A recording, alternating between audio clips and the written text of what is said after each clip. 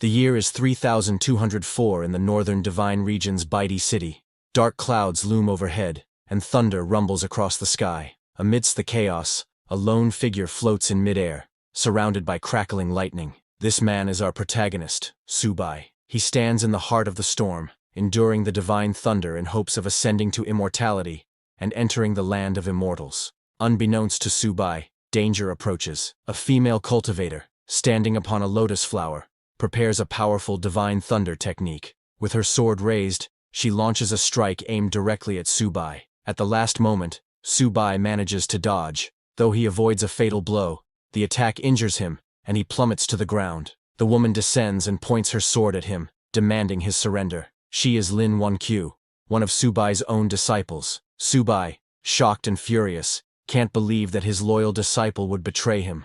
Outraged, he prepares a lethal counterattack, but before he can strike, another disciple, Bai Yuyu, launches a sneak attack from behind, piercing a hole through Subai's chest. Bai Yuyu then turns to Lin Wanqiu and insists that, despite their master's many sins, they should at least let him die with some dignity. Subai, gravely wounded, can only laugh at the betrayal. He had never treated his disciples unfairly. How could they do this to him? Enraged, he vows that he will not die alone. If he goes down, he will take them with him. Just as he is about to unleash another technique, a third disciple named Xuer activates the falling treasure copper coin, slamming Subai into the ground. He lies there, immobilized, stunned that even Xuer would side against him. Two other disciples, the eldest and the fifth, are missing, and Subai wonders about their absence. Xuer commands her master not to resist, blaming him for countless crimes that cannot be forgiven, and warning him not to blame anyone else for his fate. Hearing this,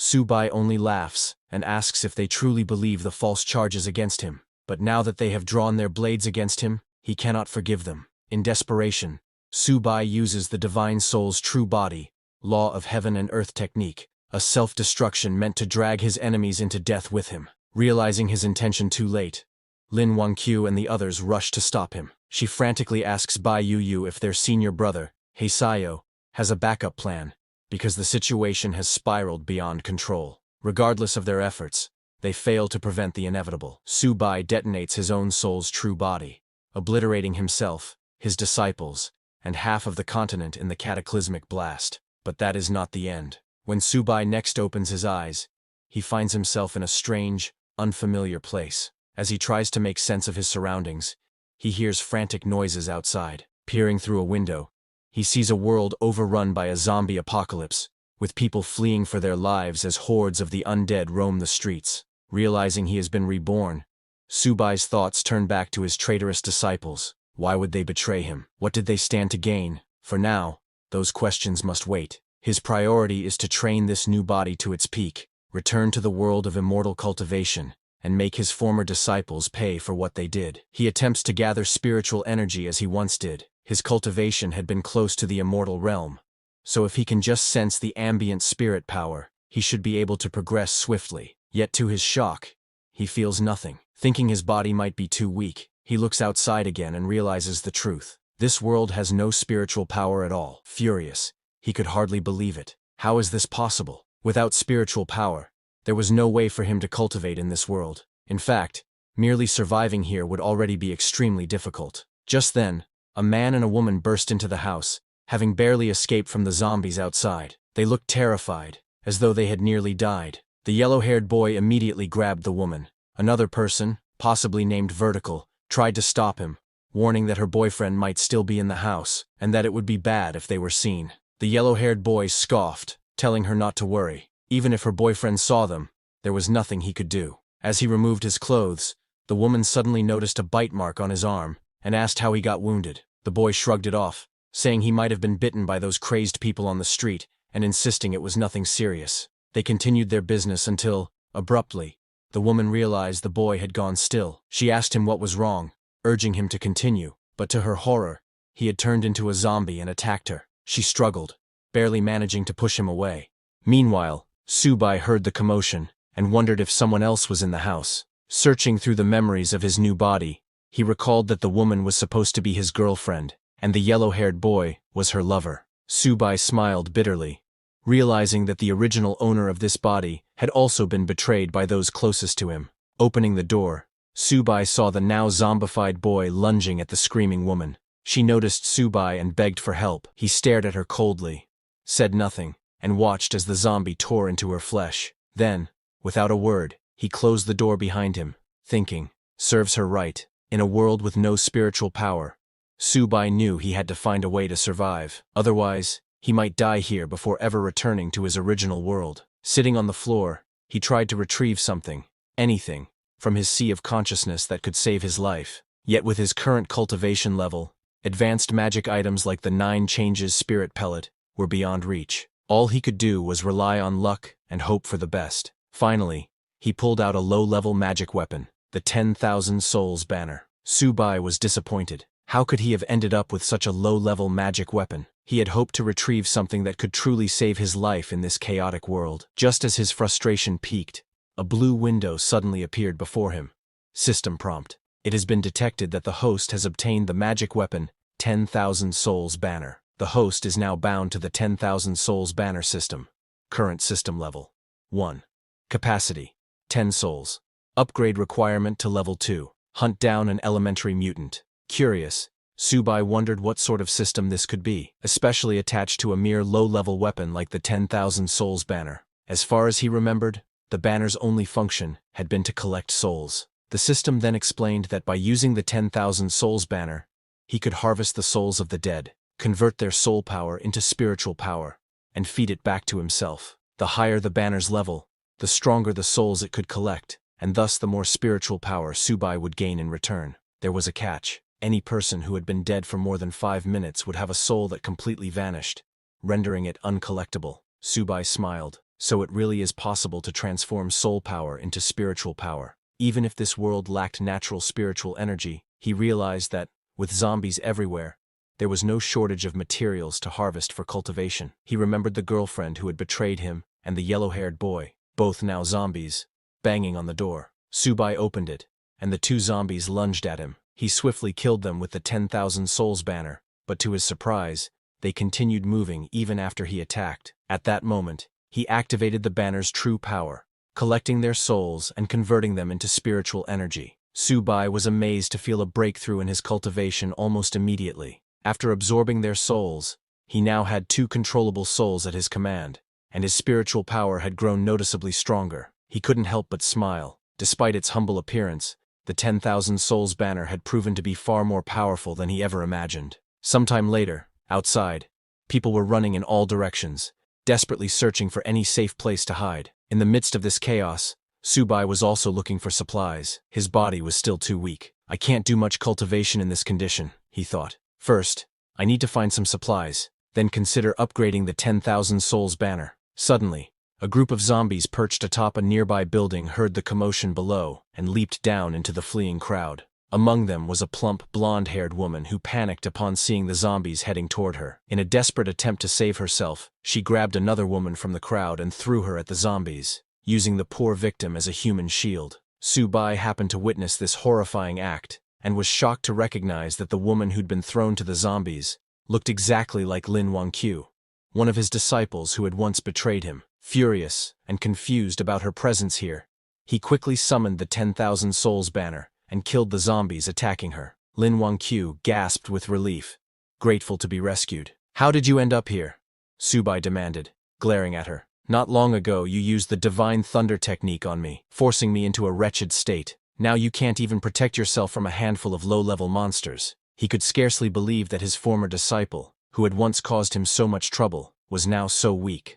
Yet Lin Wangqiu only stared at him in bewilderment. She had no idea who he was or what he was talking about, and she couldn't understand how he already knew her name when, to her knowledge, they had never met. Standing up, she thanked Subai for saving her life and asked if they had met before. Incensed, Subai pointed his spear at her. Don't pretend to be crazy. You won't get away by feigning ignorance. Startled, Lin Wangqiu tried to calm him. This isn't the time for wild accusations. There are more monsters nearby. We should leave and find somewhere safe. Hearing her words, Subai hesitated. Did I get the wrong person? He wondered. Or is she simply not the Lin Wangqiu I once knew?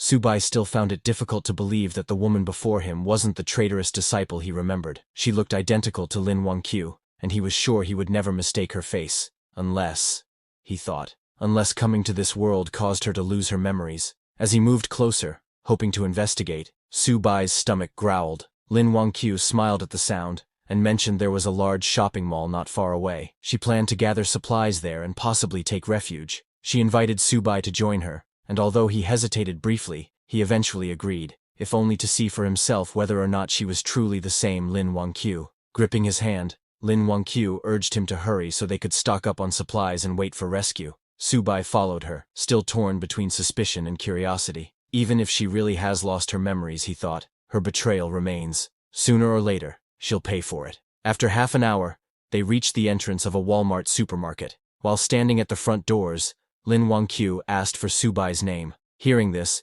Su Bai realized she truly seemed unaware of who he was. She wasn't faking her confusion at all. He refused to let his guard down. Stepping past her, he answered curtly, "Su Bai." Following a brief introduction, Lin Wangqiu invited him to head inside. She suggested they use the store's resources and wait for rescue. But to their surprise, the supermarket was already crawling with zombies, and not just ordinary ones. Among them was a mutated zombie that stood out. It kept mumbling phrases like, "Apply for a card, get 50% off," before slaughtering several normal zombies in its path. Then it charged straight at Su Bai. Su Bai smirked as he felt the creature's aura. It's probably at the initial stage of the spiritual sea realm, he realized. That must be an elementary mutant. Lin Wangqiu, terrified, hid behind him, urging him to retreat and find safety elsewhere. But Su Bai saw this as an opportunity, not a threat. A sacrifice that could help him upgrade his 10,000 souls banner to level 2. Summoning the banner, he commanded 2 zombie slaves he controlled to attack the mutant.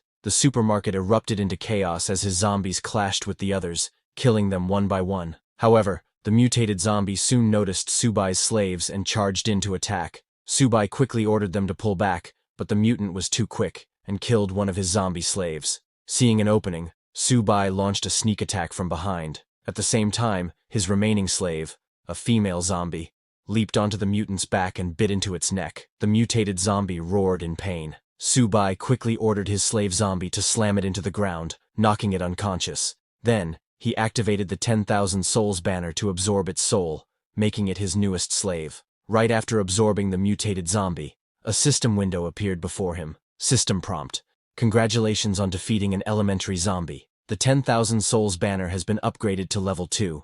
New capacity 5 additional souls. Next upgrade requirement: hunt down an advanced zombie, a foundation stage beast." Su Bai frowned at the new requirement. "My current cultivation is still at the spiritual sea realm.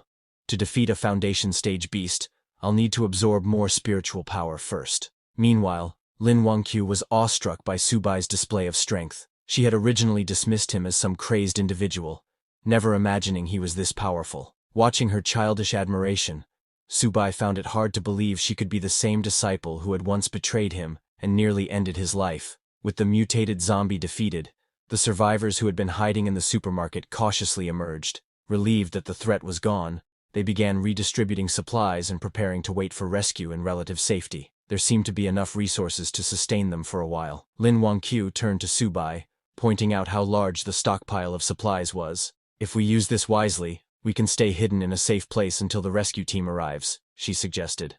However, the other survivors were not so welcoming. One man stepped forward, glaring at Lin Wangqiu and Su Bai. "This is our territory," he declared.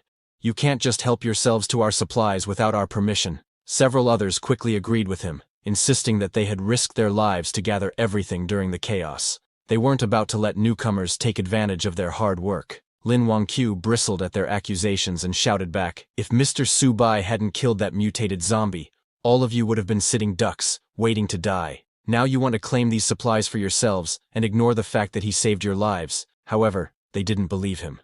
They said he was as thin as a bamboo pole. How could someone like that kill a monster? In their opinion, the monsters must have killed each other. Lin Wangqiu shouted, unable to believe how shameless those people were. Before she could say anything more, Su Bai stopped her and warned her not to argue with mindless people, reminding her that words alone wouldn't change anything. Lin Wangqiu looked at Su Bai and insisted that he was the one who had obviously defeated those monsters. She couldn't let anyone else take advantage of his hard work. Su Bai simply smiled and said, "Only the weak use such petty tricks. The strong are always right." He cast a cold gaze over the crowd and announced that he needed supplies, asking who was in favor and who was against it. They all opposed him, telling Subai there were many of them, and only one of him, so he couldn't win. They advised him to leave peacefully, hinting that if he angered them, they wouldn't be responsible for what might happen. Subai only smiled and said that if he couldn't get supplies peacefully, he would have no choice but to kill them. Once they were dead, all the supplies would be his. He summoned his mutated zombies and ordered them to attack.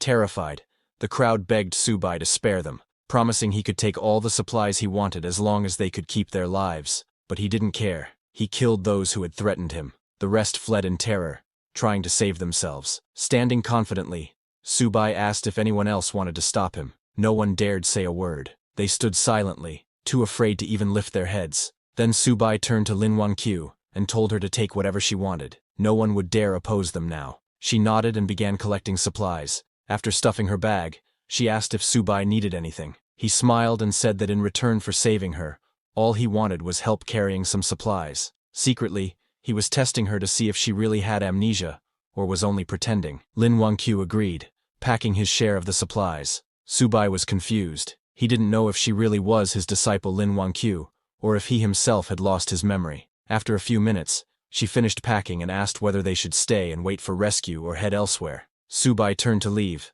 saying he planned to look for stronger zombies to hunt. All she needed to do was follow him with the supplies. Lin Wangqiu nodded and followed him. Once they were gone, everyone else breathed a sigh of relief. Even so, they couldn't believe Subai had dared to kill people so casually. They agreed to report him to the authorities if rescue ever came, insisting that someone like him should be brought to justice. But now that he was gone, they gathered around what remained of the supplies, dividing them up as quickly as possible before any other danger appeared. In the midst of their squabbling, oblivious to the threat looming behind them, Subai's 2 zombie servants crept up, ready to attack. Just then, one man in the crowd noticed the zombies and freaked out, running as fast as he could to save himself. Unfortunately, it was already too late. The zombies charged forward and took down everyone one by one. A blonde, overweight woman remained alive for a moment, terrified and pleading for help, but the zombies spotted her and crushed her head underfoot. Once the massacre ended, Subai gathered their souls and converted them into spiritual power. He knew leaving survivors would only cause him trouble in the future. Now that he could control 3 undead, Subai felt a bit safer. He was well aware that if he ever had to face more than 10 zombies at once, he'd have no choice but to retreat. Until his level rose, he would keep a low profile. Meanwhile, Lin Wangqiu, who had been following him, was exhausted. She asked if they could rest somewhere, but Subai told her he had no time to waste. If she slowed him down, he would leave her behind. Embarrassed, Lin Wangqiu insisted that she believed Mr. Subai would never abandon her. He smiled and asked why she was so sure, reminding her that they were strangers, and he could do as he pleased. Lin Wangqiu confidently replied that she knew the location of the powerful zombie he was looking for. Intrigued, Subai asked how she knew. Lin Wangqiu explained that, back at her university, she fled the campus after spotting a strange creature near the lake. It gave off an unusual scent, and she was certain it was dangerous. Nervously, she admitted she wasn't sure it was the advanced zombie Subai sought, but it certainly seemed formidable. Hearing this, Subai reasoned that if it was anything like the mutant beast in the supermarket, it was worth investigating. He told Lin Wangqiu to lead the way. Pleased that he believed her, Lin Wangqiu happily guided him toward the campus. Sometime later, the two of them finally reached their destination, but the campus was overrun with zombies. Lin Wangqiu stopped, scanning the surroundings anxiously. Seeing her hesitate, Subai asked why she had stopped yet again. Lin Wangqiu whispered for him to lower his voice. So many people at the school had turned into those creatures, and if they accidentally drew attention, they'd be in huge trouble. Subai told her not to worry, declaring he would handle the situation. He summoned his zombie servants and ordered them to clear a path. Lin Wangqiu, concerned, warned him they should do this quietly instead of being so reckless. But Subai ignored her protests, wondering what had happened to the world to turn so many humans into these half-human, half-ghost monsters. Suddenly, they heard noises behind them. Lin Wangqiu recognized the voices. It sounded like her classmates. They had ventured outside for supplies but were now trapped among the campus zombies. One of her classmates, terrified, hurled his weapon at a charging zombie, but missed. The zombie kept coming, yet another student arrived just in time and killed it. The student who saved him then grabbed the frightened boy, urging him to run back and regroup, because these monsters were way beyond their league. Lin Wangqiu realized these two were Gu Ming and Li Mingxuan, her classmates, though she couldn't fathom why they would be here of all places. Subai noticed her reaction and asked if she knew them. When Lin Wangqiu admitted they were her schoolmates, He turned to her and said, "Do you want me to save them or not?" Lin Wanqiu held Subai's hand and said, "While they're distracting the monsters,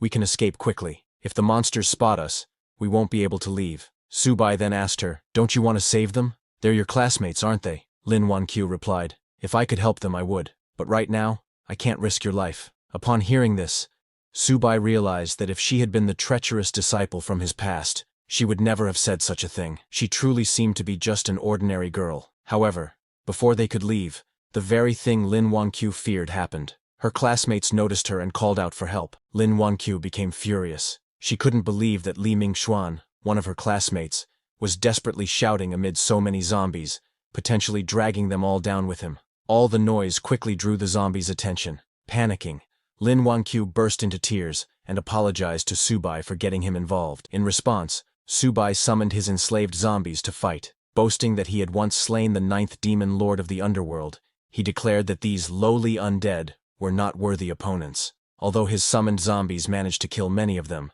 there were simply too many. Subai lost 2 of his contracted zombies, and his mutated zombie was also in trouble. He realized that dealing with 10 zombies at once was already his limit given his current strength. If they wanted to turn the tide and survive, he needed to lure some of the zombies away. He asked Lin Wanqiu if there was anything nearby that could produce a loud sound. Lin Wanqiu remembered her smartphone and handed it to Subai, who had never seen such a device before. He was baffled by the idea that a small box could make a loud noise. Instead of explaining, Lin Wanqiu simply turned on the phone's music. Subai was astonished by how loud the sound was coming from what he called a small metal box. Drawn by the blaring music, many of the zombies attacking the mutated zombie turned their attention towards Subai. Overjoyed by this new magical tool, he threw the smartphone to his mutated zombie slave. The mutated zombie caught the phone and started running, drawing most of the horde away. With so many zombies in pursuit of the mutated zombie, Subai and his remaining undead were free to dispatch the remaining threats one by one.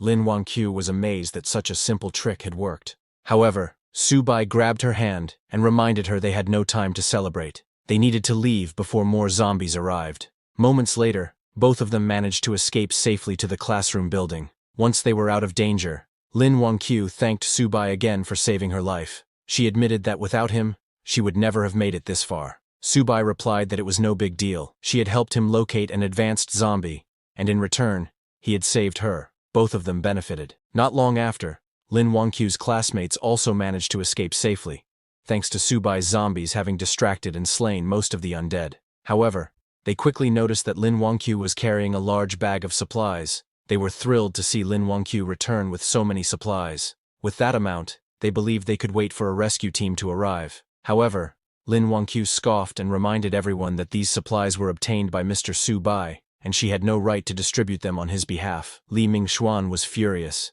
He told Lin Wanqiu that there was no point in distinguishing yours and his in a crisis like this. Other students also needed these supplies to survive. Another one of Lin Wanqiu's classmates, sensing the tense atmosphere, stepped in and suggested they all stop arguing and return to the classroom first. They could decide how to distribute the supplies once they were somewhere safer. Turning to Subai, he also invited him to join them, saying they should all stick together in times like these. Subai and Lin Wanqiu followed them back to the classroom. On the way, Lin Wanqiu apologized to Subai for the trouble, but assured him that she would not let anyone touch his share of the supplies. Subai told her not to worry. His only goal was to find the advanced zombie. Still, he asked how she could be certain these people would listen to her. She replied that there were many teachers among the survivors, so nobody would dare do anything extreme.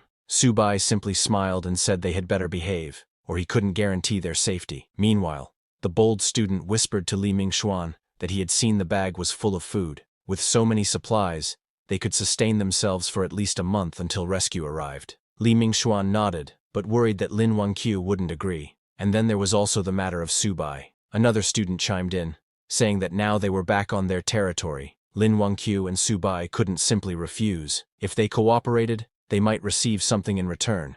If not, they would have to deal with them the hard way. Moments later, they arrived at the classroom door. Li Mingxuan called out to the teacher to open up, announcing they had brought supplies. The teacher, relieved to see them safe, invited everyone inside and asked for the supplies to be handed out. As Subai entered, he noticed that many survivors were present. They had managed to avoid the zombies so far, perhaps because the undead hadn't swarmed this area yet. The same bold student pressed Lin Wangqiu to distribute the supplies right away, complaining that they hadn't eaten anything for 3 days. Gritting her teeth in frustration, Lin Wangqiu said she would only give out half.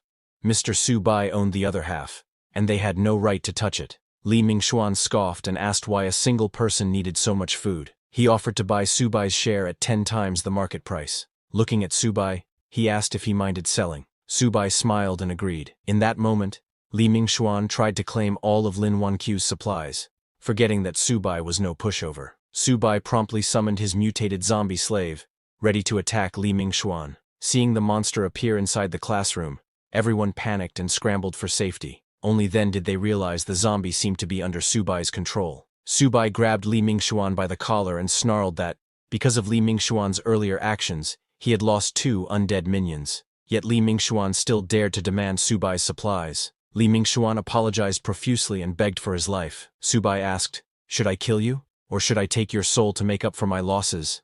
Terrified, Li Mingxuan pleaded with his classmates Zhang Hao and Gu Ming to intercede, since they were the ones who had come up with the plan in the first place. Zhang Hao and Gu Ming quickly denied any involvement, insisting it was all Li Mingxuan's idea, and that he alone should bear the blame. Li Mingxuan was shocked at the betrayal, cursing them for abandoning him. He turned to Lin Wangqiu, begging her to ask Su Bai to spare him. He promised he would never try to steal supplies again. Su Bai was curious how Lin Wangqiu would react. Surprisingly, she apologized on Li Mingxuan's behalf and asked Su Bai to forgive him just this once for everyone's sake. She said they could take her share of the supplies, but no one was to touch Su Bai's.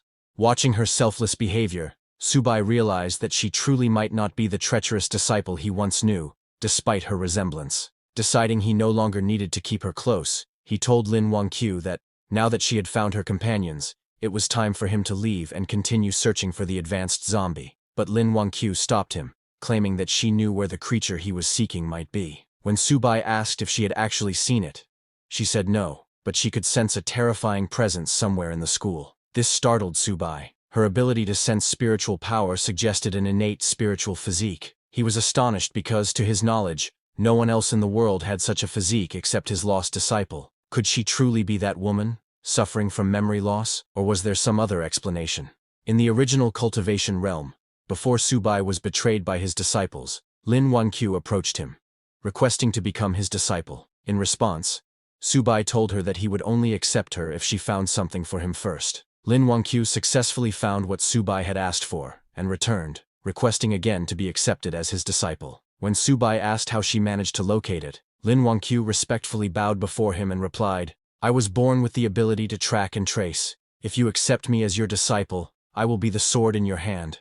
I will never let you down." Seeing her determination, Su Bai accepted her as his second disciple. With her innate spiritual physique, her future achievements would not fall short of his own. However, Lin Wangqiu humbly told him, "My life was saved by you. I would never dream of surpassing you. I only wish to serve by your side and ease your burdens." Su Bai walked up to her and said, "Stop calling me senior. Now that you're my disciple, you should call me master." That was the moment Su Bai learned that Lin Wangqiu possessed the innate spiritual physique. Although he wasn't sure how she had lost her past memories, for him, it didn't matter. He was still planning to kill her. He extended his hand to capture her soul and make her his servant, dooming her to eternal soul refinement. But suddenly, Lin Wangqiu grabbed Su Bai's hand and urgently warned, "That thing I've been sensing, it's really coming this way. We must leave now before it's too late." Hearing this, Su Bai fell silent. Then, in the next moment, he burst into laughter like a madman, shocking everyone in the room. He thought to himself,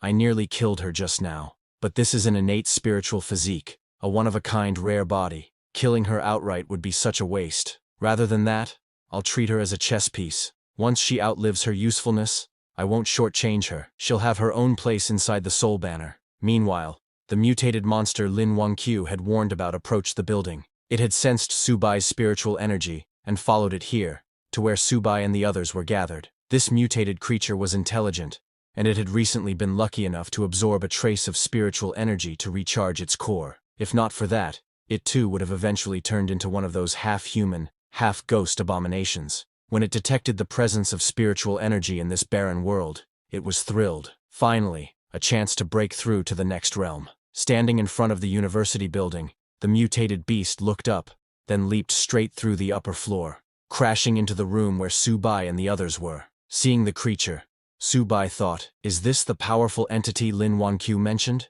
A mutated snake demon? But as he observed it more closely, something felt off. This mutated beast's aura, it felt familiar. The students in the room panicked, screaming and trying to escape, but to their horror, the door was locked. They couldn't get out. Lin Wangqiu pointed at the beast and exclaimed, "This is the same creature I saw by the man-made lake. It has the same aura I've been sensing all this time." Subai was surprised. This mutated snake demon, it actually possesses spiritual energy? This isn't some ordinary mutant. This is a demon beast from the cultivation realm. But then he wondered, why would such a creature appear in a place like this? The mutated snake demon sneered and spoke. Even though this world lacks spiritual energy and is crawling with ghostly pests, it's far more fun than that wretched cultivation realm. I can feast on humans freely here, without interference from those damned cultivators. It grabbed one of the students to devour. The terrified student cried for help. The teacher, Bai Ling, turned to Lin Wangqiu and begged her to ask Subai to save the students.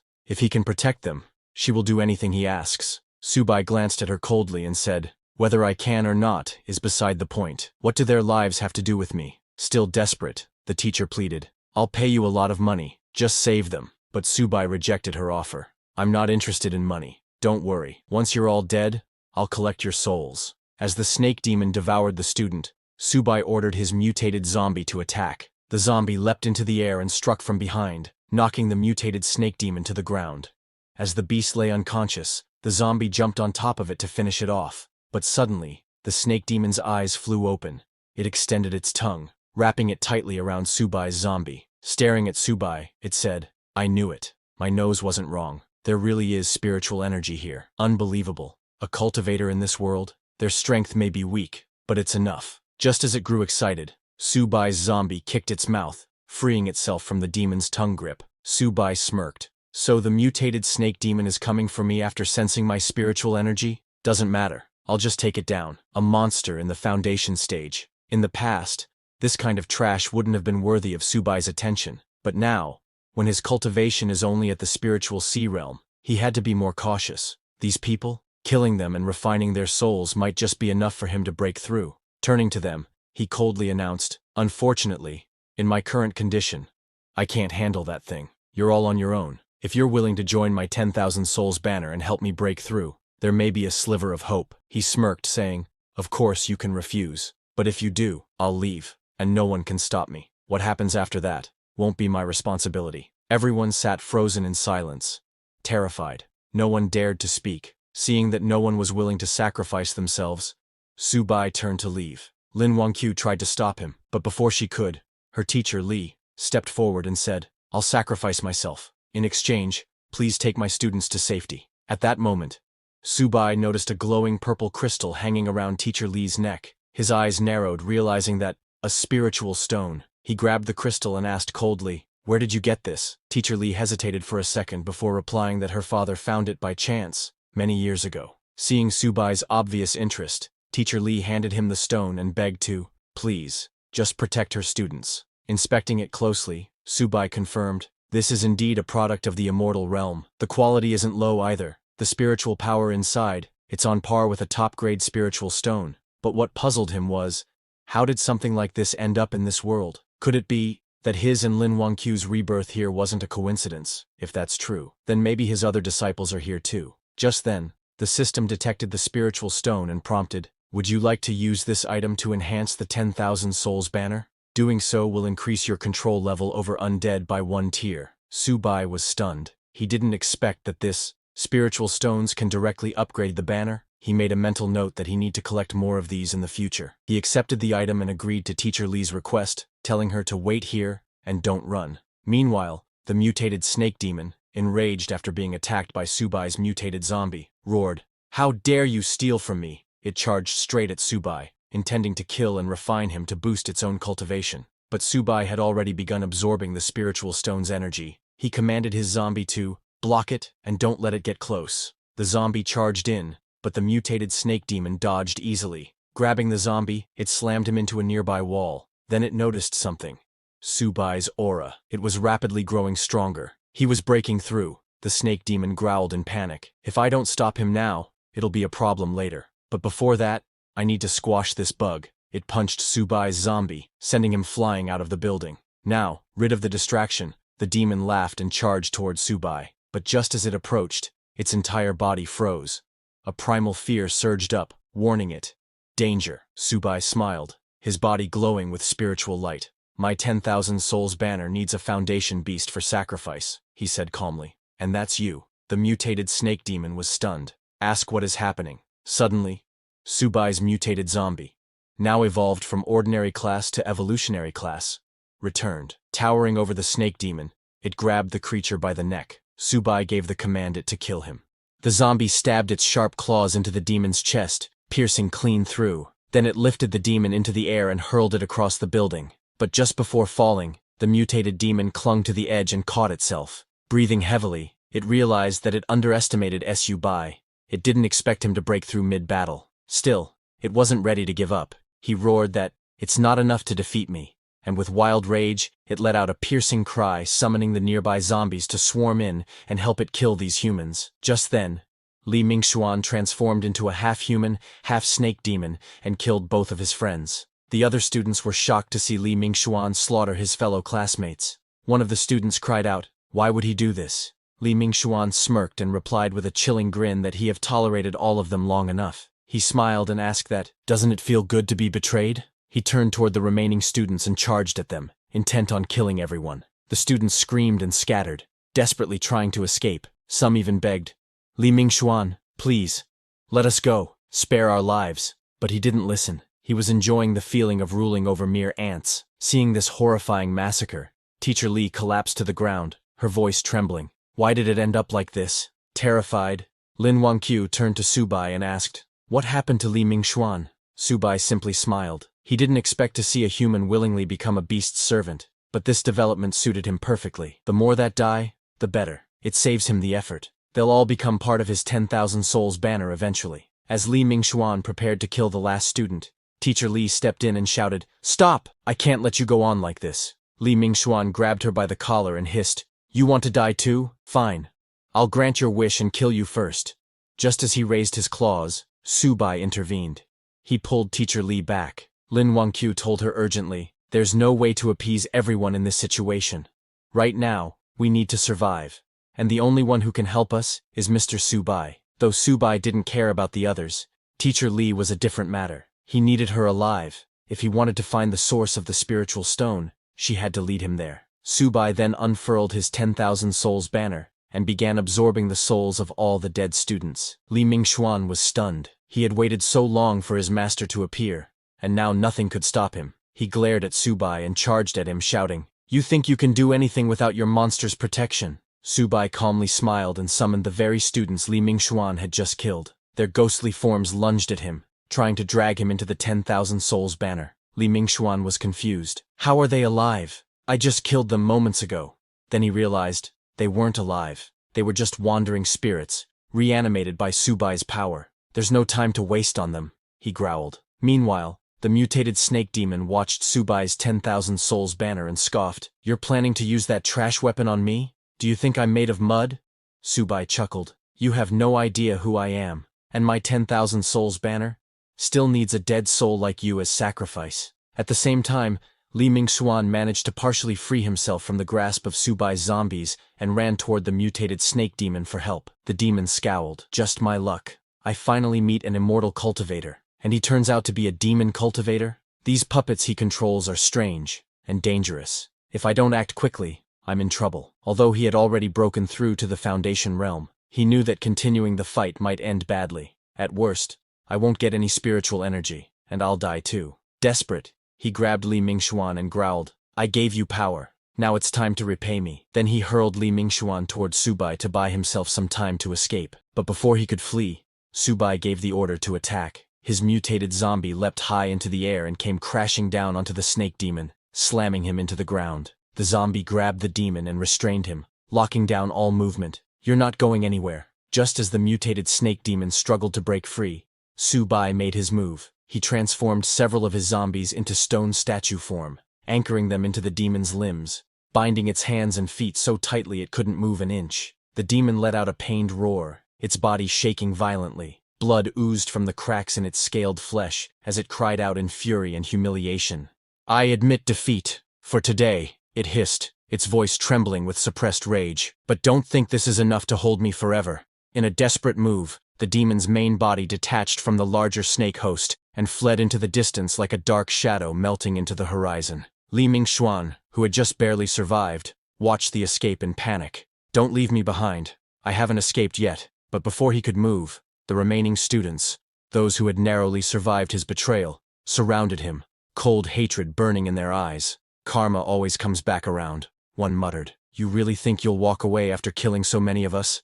Fear flooded Li Mingxuan's eyes as he stumbled back. "Stay away. I'll kill you if you come any closer. I swear." But the crowd no longer feared him. They descended on him without mercy, fists and feet replacing words. Li Mingxuan died the same way he lived, violently and utterly alone. Nearby, Lin Wangqiu turned toward Subai, her voice filled with disbelief. "That monster. We're really just letting it go." Subai only smirked. "It's just a lowly snake demon. Does it really believe it can escape my spiritual sense?" Far away, the mutated snake demon, now free from its bindings, let out a long breath. It had narrowly escaped death, but one question clawed at his mind. Where did that demonic cultivator come from? Then a chilling realization crossed his thoughts. Could he too have been pulled into this world through the chaotic spatial rift? "Just like me," he scoffed. "Doesn't matter. I'm free now. A Foundation establishment cultivator like him, he'll never find me." But he was wrong. Before he could take another step, a shadow fell over him. Subai appeared directly behind him. "Try running again," he said coldly. "Let's see if you can escape my spiritual sense now." Terror flooded the snake demon's expression. His whole body trembled. He could not understand. How did he track me this fast? How strong is his spiritual sense? Subai didn't waste time. He ordered his mutated zombies forward. As the beast tried to flee, lunged in, grabbing the demon's legs and arms, pinning it down. The mutated zombie struck its vital point, sealing its core. The snake demon howled in agony, completely paralyzed. "If I can't live in peace, none of you will," the demon bellowed. He activated his final skill, Serpent Shadow Clone. Dozens of shadowy snake clones burst forth, swarming toward Subai. Laughing, the demon mocked, "Your soul banner is useless now. Once I devour you, your puppets will vanish." But Subai showed no concern. He raised his 10,000 souls banner, calmly scanned the illusions, and in a flash, stabbed the real body. The snake demon gasped. "How did you see through it?" "Not even nascent soul cultivators could." Subai's expression remained unchanged. "If you weren't still useful, I would have shattered your soul already." With that, he unleashed the soul-binding power of the banner. Black tendrils wrapped around the demon's very spirit. "You'll never get me," the demon roared. "I'll destroy my soul before I serve you." In a final act of defiance, it attempted to self-destruct its soul, but once again, it had underestimated Subai. With a single thought, Subai activated his spiritual sense manifestation. His soul form materialized in front of the demon, grabbing and stopping the detonation mid-explosion. The snake demon stared in horror. "That pressure. You're not Foundation establishment," his voice cracked. "Soul formation?" The truth hit him like a blade to the chest. He had offended a soul formation powerhouse. He dropped to his knees, pleading, "Don't kill me. I was wrong." But his pleas fell on deaf ears. The 10,000 souls banner absorbed his soul in its entirety. System notification. "Congratulations. You have slain an evolved level creature. Soul banner has leveled up to level 3. Max controllable souls. 10. New feature unlocked. Enhancement mode. You can now feed spiritual energy-infused objects to your undead souls to boost their strength." Subai stood silently, staring at the faint glow of the soul banner. He was amazed. He hadn't expected that spirit stones could be directly fed to the undead. If that was true, then as long as he had enough stones, he could rapidly forge a powerful undead army. In that case, he thought, gathering spirit stones must become a top priority. Once he gained enough strength to protect himself in this chaotic world, it would be time to visit his loyal little disciples. Meanwhile, back at the university, Teacher Li turned to Lin Wangqiu, her voice laced with concern. "Subai went after that monster. Isn't he in danger?" But Lin Wangqiu replied calmly, "Don't worry. Mr. Subai will be totally fine. A monster like that is no match for him." Teacher Li let out a quiet sigh of relief, but curiosity soon crept into her eyes. "You seem to trust him a lot. He doesn't appear to be a student here. How did you meet him?" Lin Wanqiu hesitated for a moment before speaking. When I ran out of the school during the chaos and was about to be attacked by monsters, he saved me. Her eyes flickered with a strange emotion. When I first met him, I felt something odd, a strange sense of familiarity, like I've seen him before. Just then, Subai returned. Lin Wanqiu ran toward him. Mr. Subai, are you hurt? He pushed her gently aside and replied coldly, a low-level demon like that? There's no way it could hurt me. Then he turned to Teacher Li. Do you know where to get more of those spirit stones? Teacher Li looked apologetic. That one belonged to my father. I don't really know where he found it. If you want answers, you'll have to ask him yourself. Subai narrowed his eyes. She hesitated again, then spoke cautiously. If you truly want to find him, we'll have to make another deal. The last time I spoke with him was 3 days ago. He was trapped somewhere, waiting for rescue. If you want that information, we'll have to find him first. Subai's face darkened. This woman, is she trying to use me to save her father? If the old man had knowledge about spirit stones, it would be worth the time. Fine, he said. I'll go with you, but listen carefully. If I find out you're lying to me, not only will you die, but everyone else will too, including your father. Teacher Li trembled under his gaze but nodded quickly. Understood. I'm sure my father won't disappoint you. She then turned to her surviving students. We're leaving with Mr. Subai. There was a wave of relief among them. They were leaving this nightmare. But not all were so lucky. Many students had died during the chaos. As Subai looked at their bodies, he raised his 10,000 souls banner and summoned their souls.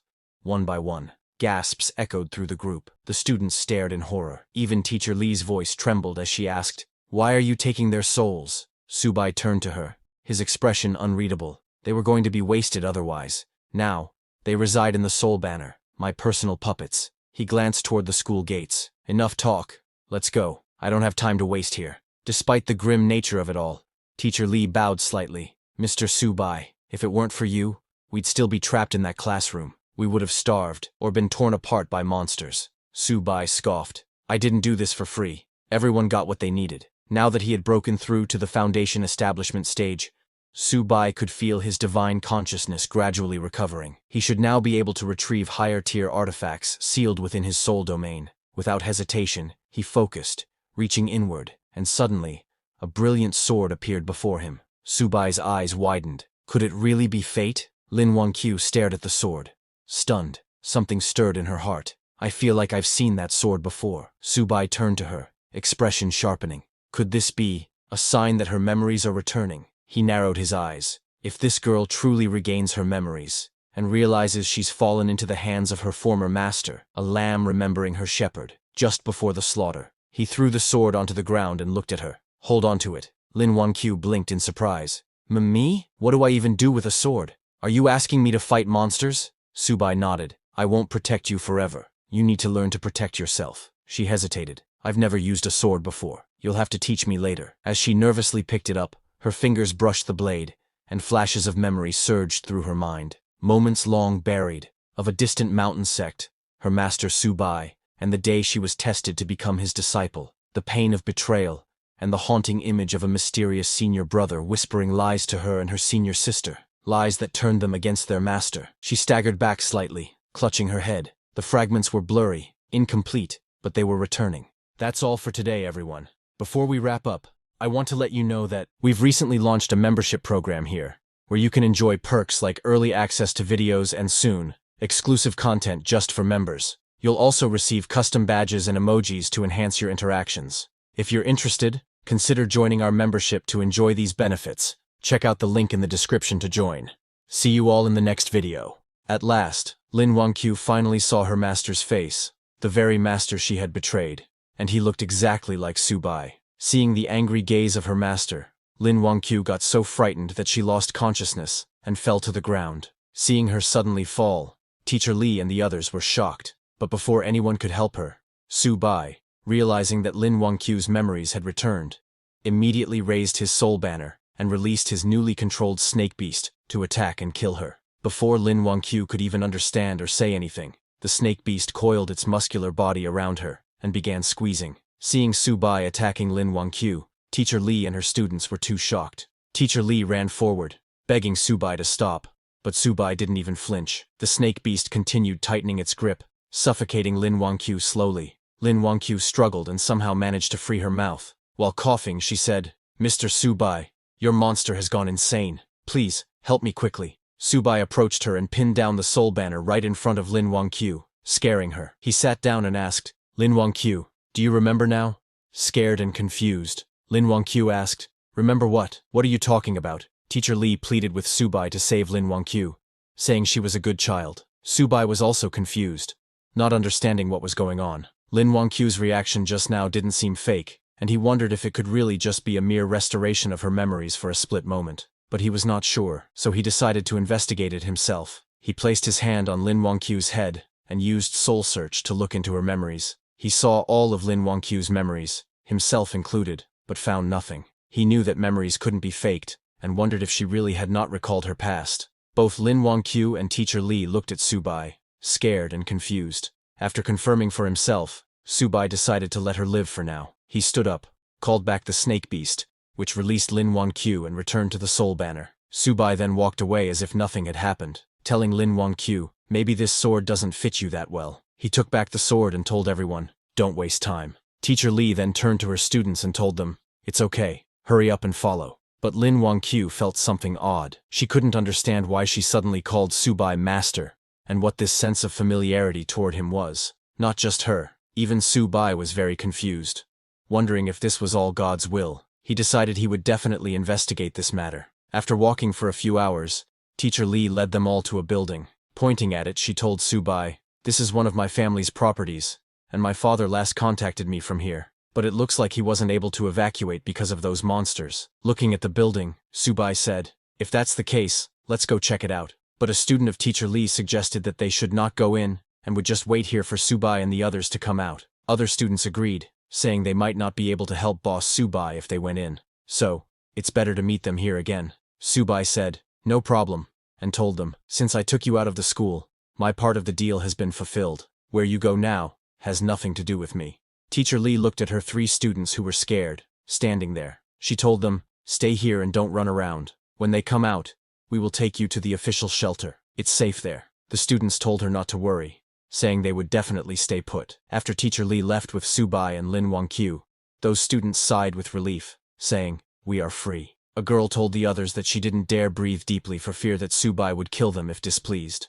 Others agreed, saying he was scarier than the monsters. A third person told them both to stop talking for now. They just had to stay quietly here to survive. Meanwhile, Subai, Lin Wangqiu, and Teacher Li approached the building's gate. But before they could enter, Lin Wangqiu sensed something and asked them to wait. She looked to the side and saw something approaching. She told Subai that something seemed to be coming their way. Soldiers being chased by zombies. When those soldiers saw Subai and the others, they shouted, go away, this is not a place for you. Don't come close to the monsters. Return immediately. Seeing the soldiers shooting at zombies, Teacher Li told Subai that these people were likely the official rescue team and would know where her father was trapped. Hearing this, Subai decided to keep them alive. He raised his soul banner, summoned his zombies, and ordered them to clear the way. Seeing Subai's zombies, the soldiers misunderstood, thinking monsters were coming from behind to attack. They asked their captain what to do. The captain told his soldiers not to panic and ordered everyone to disperse and avoid getting caught by the monster wave.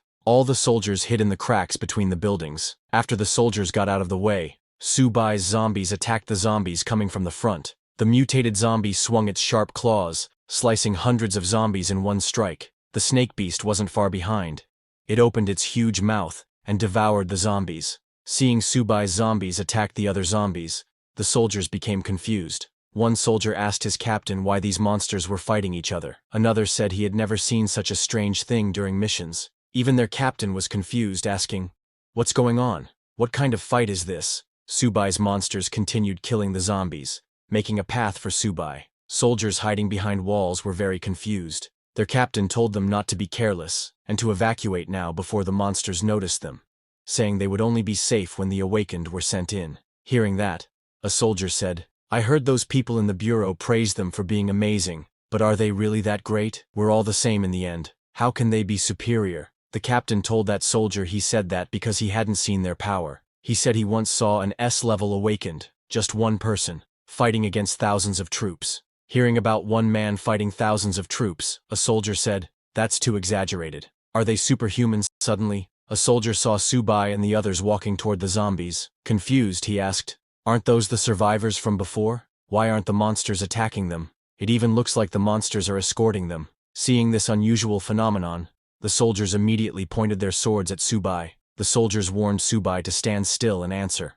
Otherwise, they would open fire. But Subai didn't even look at them and continued walking ahead. Seeing this, the soldiers asked their captain if they should open fire. But after seeing Subai controlling the monsters, their captain lowered his gun and told his soldiers to forget it, because this person was not someone they could handle. The captain came out of hiding and asked Subai to wait. He introduced himself as Xiao Changqing, the captain of the 3rd Search and Rescue Team of Z City, and asked Subai if they were the awakened sent by the higher-ups to assist them. Hearing that, Subai finally stopped and looked back, asking the captain what he meant by awakened. The captain replied that Subai was not the one he was referring to, and then tried to ask if Subai was the awakened. But before finishing his sentence, he stopped, thinking that since Subai was not a registered awakened from the bureau, could he be a lone wolf? That would be bad news. Then Teacher Li stepped forward and told the captain that they were here to find someone, her father, Li Zhenghao. Hearing the name, the captain told Teacher Li that Li Zhenghao was on their rescue list.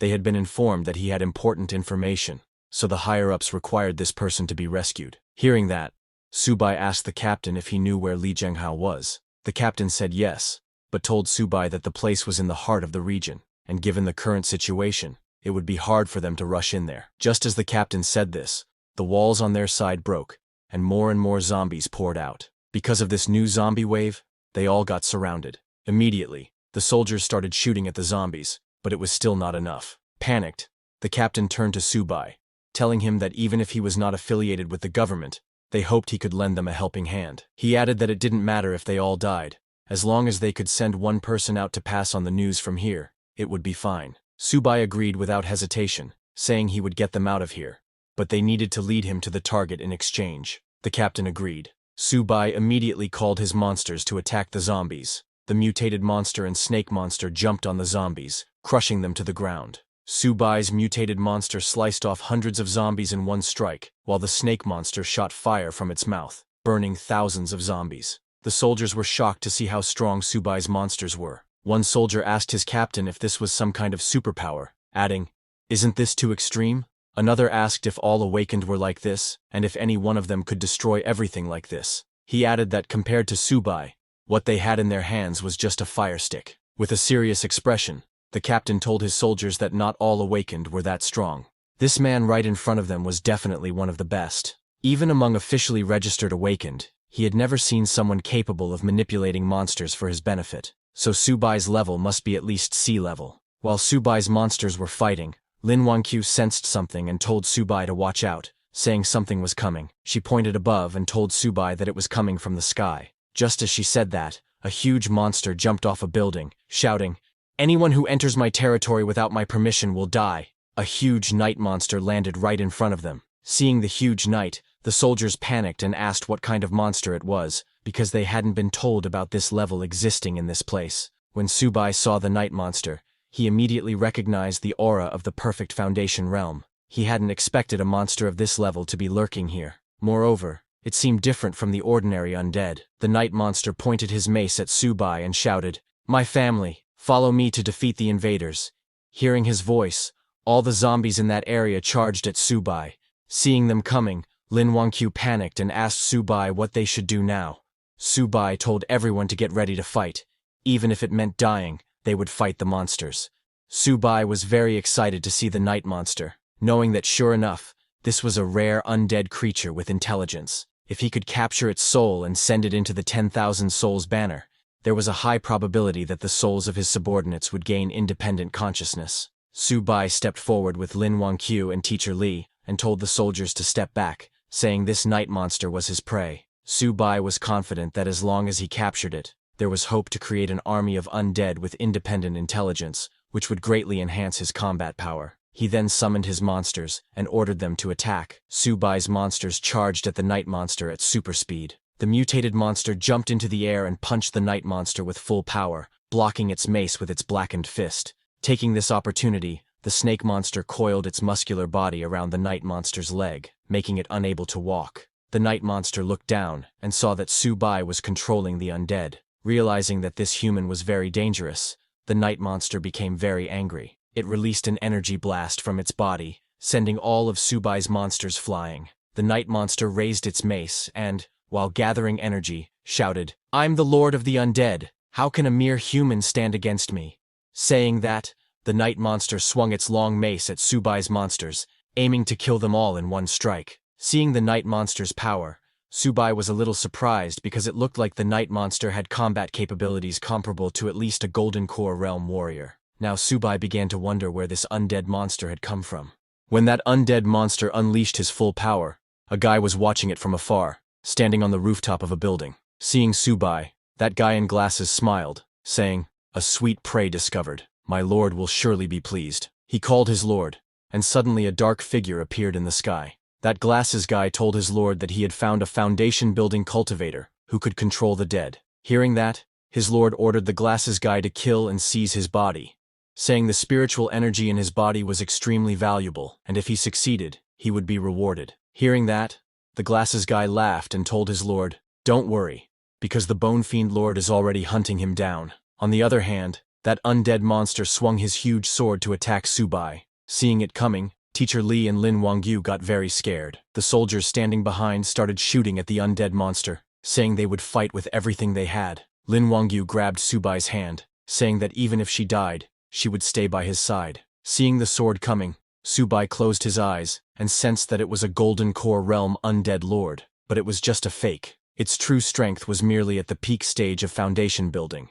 and even though Subai had lost all his cultivation, he was not someone a beast like that could stop. He immediately took out the sword he had given to Lin Wangyu before, then manifested his Dharma body of the peak level. His Dharma body was very huge, and it unleashed itself. Subai used it to cut down the undead monster's sword. This completely shocked the undead monster, and it looked ahead, shocked to see Subai's Dharma body, asking, "How is this possible? How is there a manifestation of the heavens and earth, which is a nascent soul secret technique?" Seeing that, even the soldier's captain got shocked, saying, "This is stronger than any ability user I have ever encountered. This is just insane." A soldier asked the captain, "Are there really ability users this powerful?" But on the other hand, Subai started sweating because he had just barely gathered a bit of spiritual energy, and now, it was all gone. But getting a scaled king in return was worth it. Seeing that even a nascent soul secret technique was being used, the undead monster didn't know how he was supposed to fight this, so he immediately turned around and started running away. Seeing it trying to escape, Subai got ready to use another powerful technique. He threw his sword at the undead monster using his Phoenix Fury first. His sword turned into a fire phoenix, and at high speed flew towards the undead monster. Seeing the fire phoenix coming towards him, the undead monster got shocked. He recognized that it was a divine weapon, and with just one cry of the phoenix, he couldn't move a muscle. Now the undead monster regretted asking, "Just what kind of monster have I provoked?" The fire phoenix hit the undead monster in the stomach, piercing a huge hole. Seeing that, everyone was shocked. Lin Wangyu asked Subai, "The thing you just summoned, was that a phoenix?"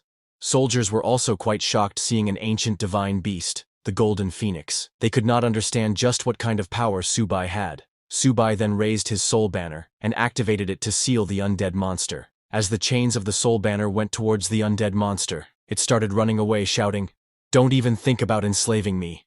I, the Bone Fiend Lord, will never surrender."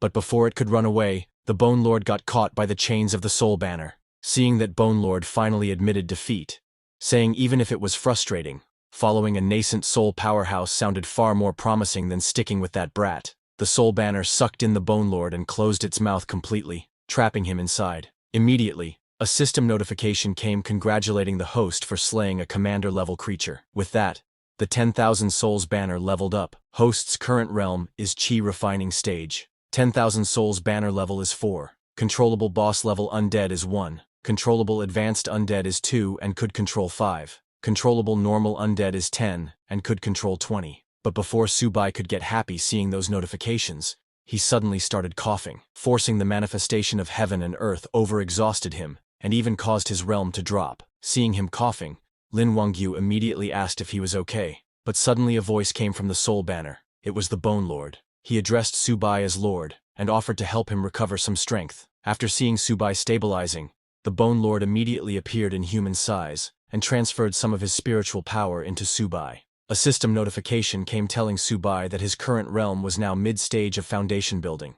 Seeing that, Subai smiled because it was a step beyond his previous stage of foundation building. He understood that the soul energy in the 10,000 Souls banner gave him extra boosts. Subai turned and told Bone Lord it was quite thoughtful, offering his spiritual power to him. Bone Lord and Subai now knew that since it belonged to his banner, it served him alone, and only hoped he would trust it. Bone Lord was acting like that because after seeing the manifestation of heaven and earth, and that divine weapon infused with phoenix power, it understood that Subai must have been in the nascent soul realm before arriving in this world, and with that foundation, he would surely reach the peak once more. And if it served him well and followed in his footsteps, it too could rise to the top again. Thinking all that, he could not stop himself from laughing. Worried, Lin Wangyu asked Subai again if he was okay, because just now, she saw blood at the corner of his mouth. Seeing her all worried about him, Subai got more confused. He really didn't get why Lin Wangyu and the others tried to assassinate him before the transmigration, but he guessed it didn't matter anymore.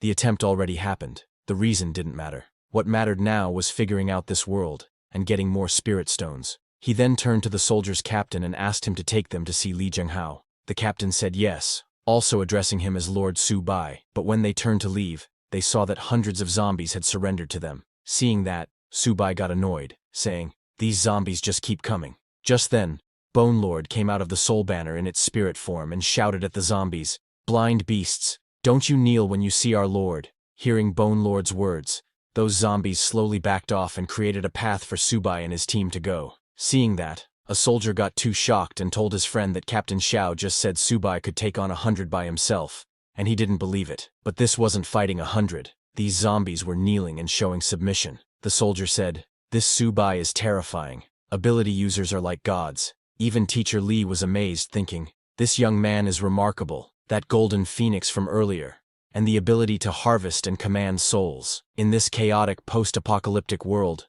could he become the new hero?" Meanwhile, in a faraway house, it was the house of that glasses guy's master. He reported to his master that the Bone Fiend Lord was killed. Hearing that, his master got shocked, saying it's impossible. The glasses guy sent some pictures, telling his master it's the truth. He wouldn't dare make false reports. These were some images captured from the scene. When that glasses guy's master saw the techniques Subai used, he immediately recognized that it was the manifestation of heaven and earth and Phoenix Fury Sword, because he was none other than Subai's disciple, who provoked his other disciples who killed Subai. He immediately recognized that it was his master Subai. He was very angry seeing that his master had arrived in this world too, and his master's progress was faster than his. He knew that he must hurry and find the junior sisters. He told the glasses guy that he recognized this Subai, and ordered the glasses guy to mobilize all his forces and kill him as soon as he stepped into the prison land. He also told the glasses guy that if he failed, then he should kill everyone inside the prison lands.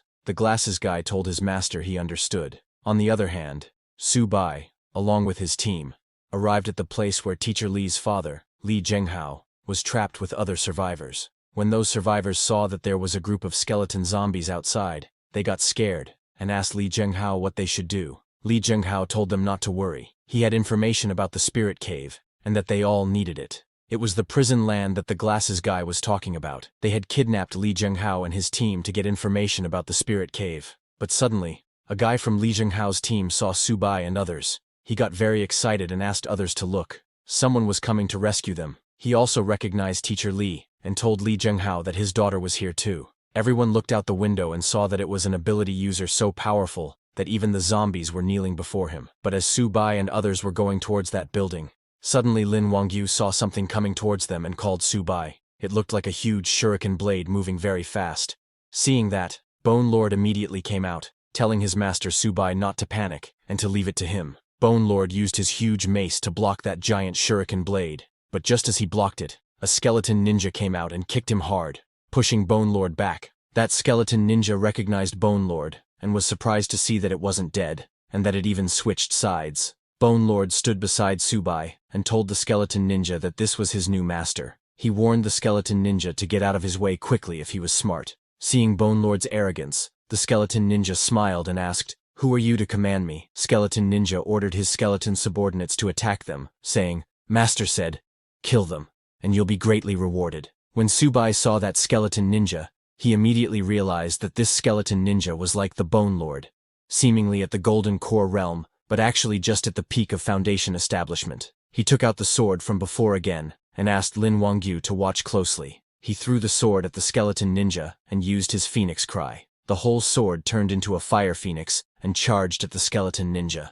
Seeing that fire phoenix, Lin Wangyu got a familiar feeling, but she didn't understand why she couldn't remember anything. When the skeleton ninja saw the fire phoenix, he realized that it was a divine artifact, but it was already too late, and neither the skeleton ninja nor his subordinates could move. Subai knows that there is no need to further exhaust himself. At Foundation Establishment mid-stage, wielding Phoenix Cry, he can already defeat those at the peak of Foundation Establishment. He told Bone Lord that now the skeleton ninja is all his. Hearing that, Bone Lord got very excited, saying that's just what he wanted. He thanked his master for giving him this chance. Bone Lord immediately jumped at the skeleton ninja to destroy him with his own hands. Because of the fire phoenix, the skeleton ninja could not escape. It got hit by Bone Lord's mace, and its head went flying. Immediately, a system notification came congratulating Subai for killing a commander-level creature. His experience points increased. Seeing that his experience increased but there was no level up, Subai got a little disappointed. On top of that,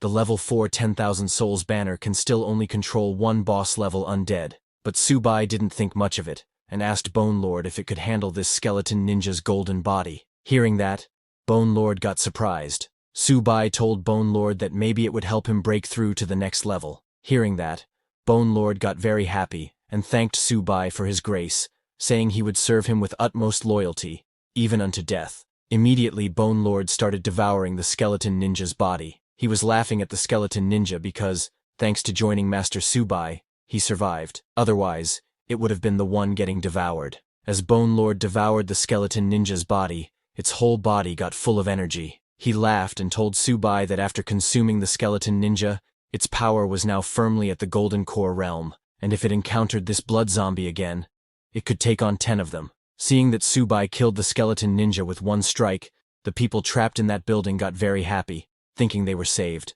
A guy said, "This young man is the most powerful ability user I have ever seen." But suddenly, a shadow landed on top of that building's rooftop, and seeing that, everyone stopped talking. Before they could do anything, that shadow broke the glass window of the building, scaring all the people trapped inside. That shadow was a huge bird-like monster, whose whole body was made of Boke. That Boke Birdman roared and sent out a sound wave so powerful that it broke all the glass windows of the building. As the sound wave went towards Subai and others, Bone Lord came forward to protect them, telling Subai to be careful. When Subai saw that this Birdman was a genuine Golden Core realm with full spiritual energy, he got very excited, thinking if he could kill it, he would surely break through to the peak of Foundation Establishment, and the 10,000 Souls banner would also break through to level 5. On the other hand, people trapped inside the building got very scared seeing that it was the Bone Bird Man. They started shouting that they were done for, that they were all finished. They thought even Subai, who slew the skeleton ninja,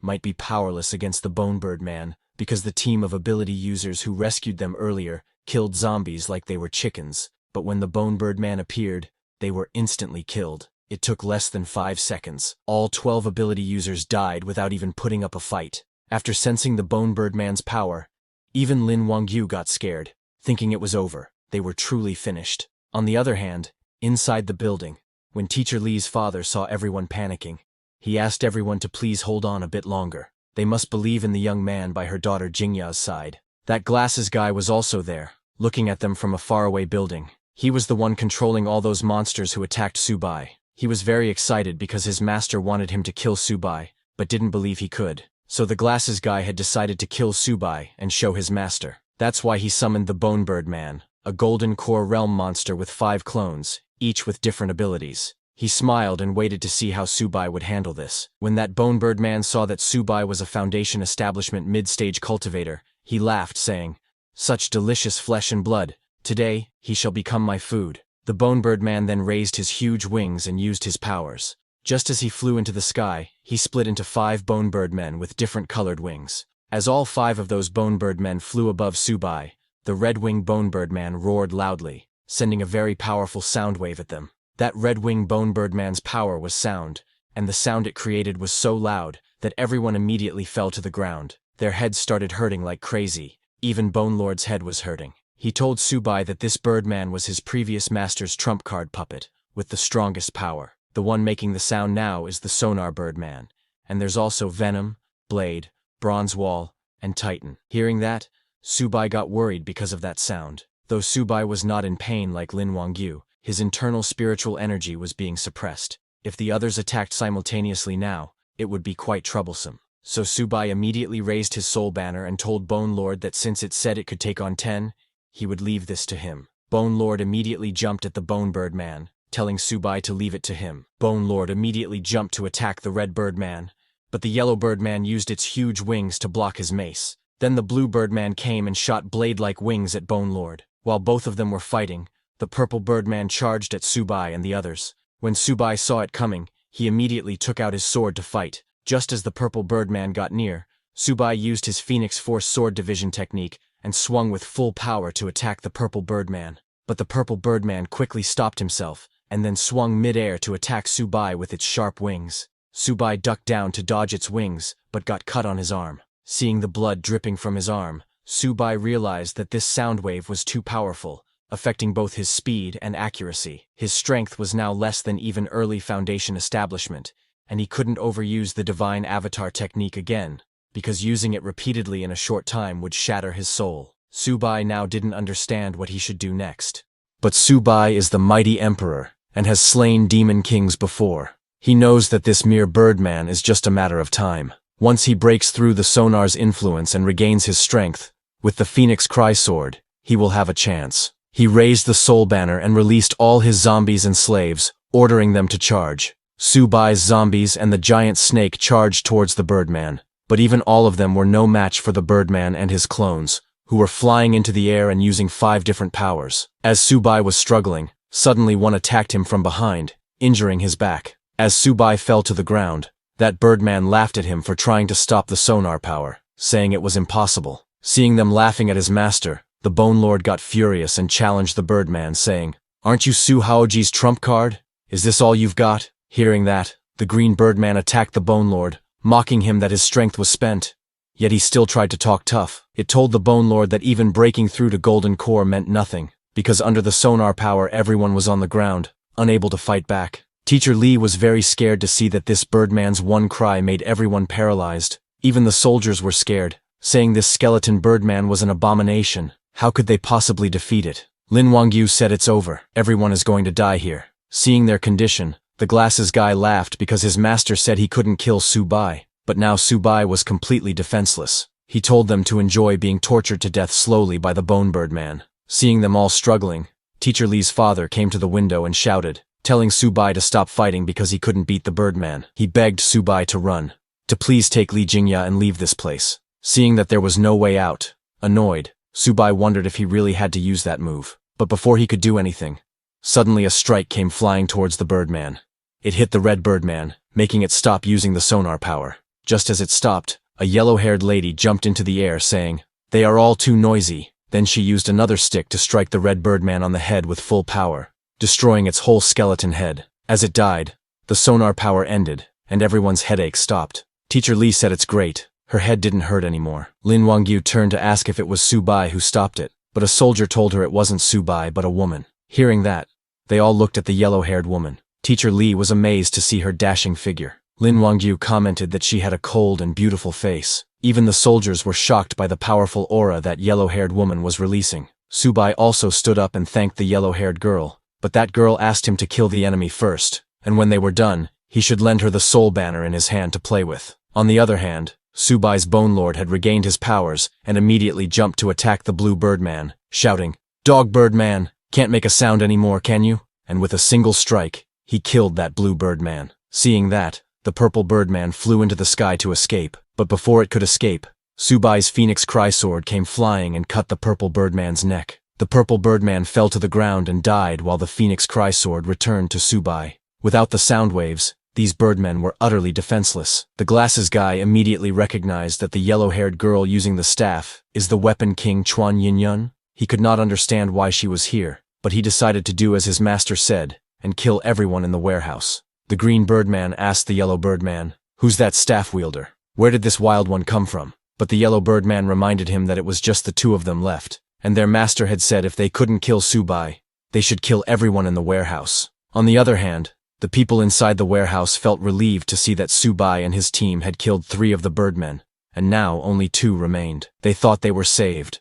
They thanked heaven and Subai. Teacher Lee's father confidently declared that now no one could stop them from surviving. But just then, the yellow and green birdmen charged towards the warehouse at full speed. Seeing that they were targeting the warehouse, Teacher Lee shouted, asking Subai to please save her father. Knowing that Teacher Lee's father had information about the spirit stones, Subai ordered Bone Lord to stop those two birdmen. Bone Lord charged at them, shouting, "Birdmen, don't you dare run away!" He swung his huge mace and struck the yellow birdman with full power, destroying its whole body. But the green birdman used the opportunity and reached the warehouse. It smashed through the window and entered. Seeing that, everyone inside panicked and ran, but there was no place to escape. Immediately, the green birdman opened its mouth and released a green fog. Everyone who inhaled that green poison immediately fell to the ground. The green birdman laughed, telling them to taste the flavor of absolute poison. Teacher Lee's father also breathed in that poisonous gas, and while calling his daughter's name,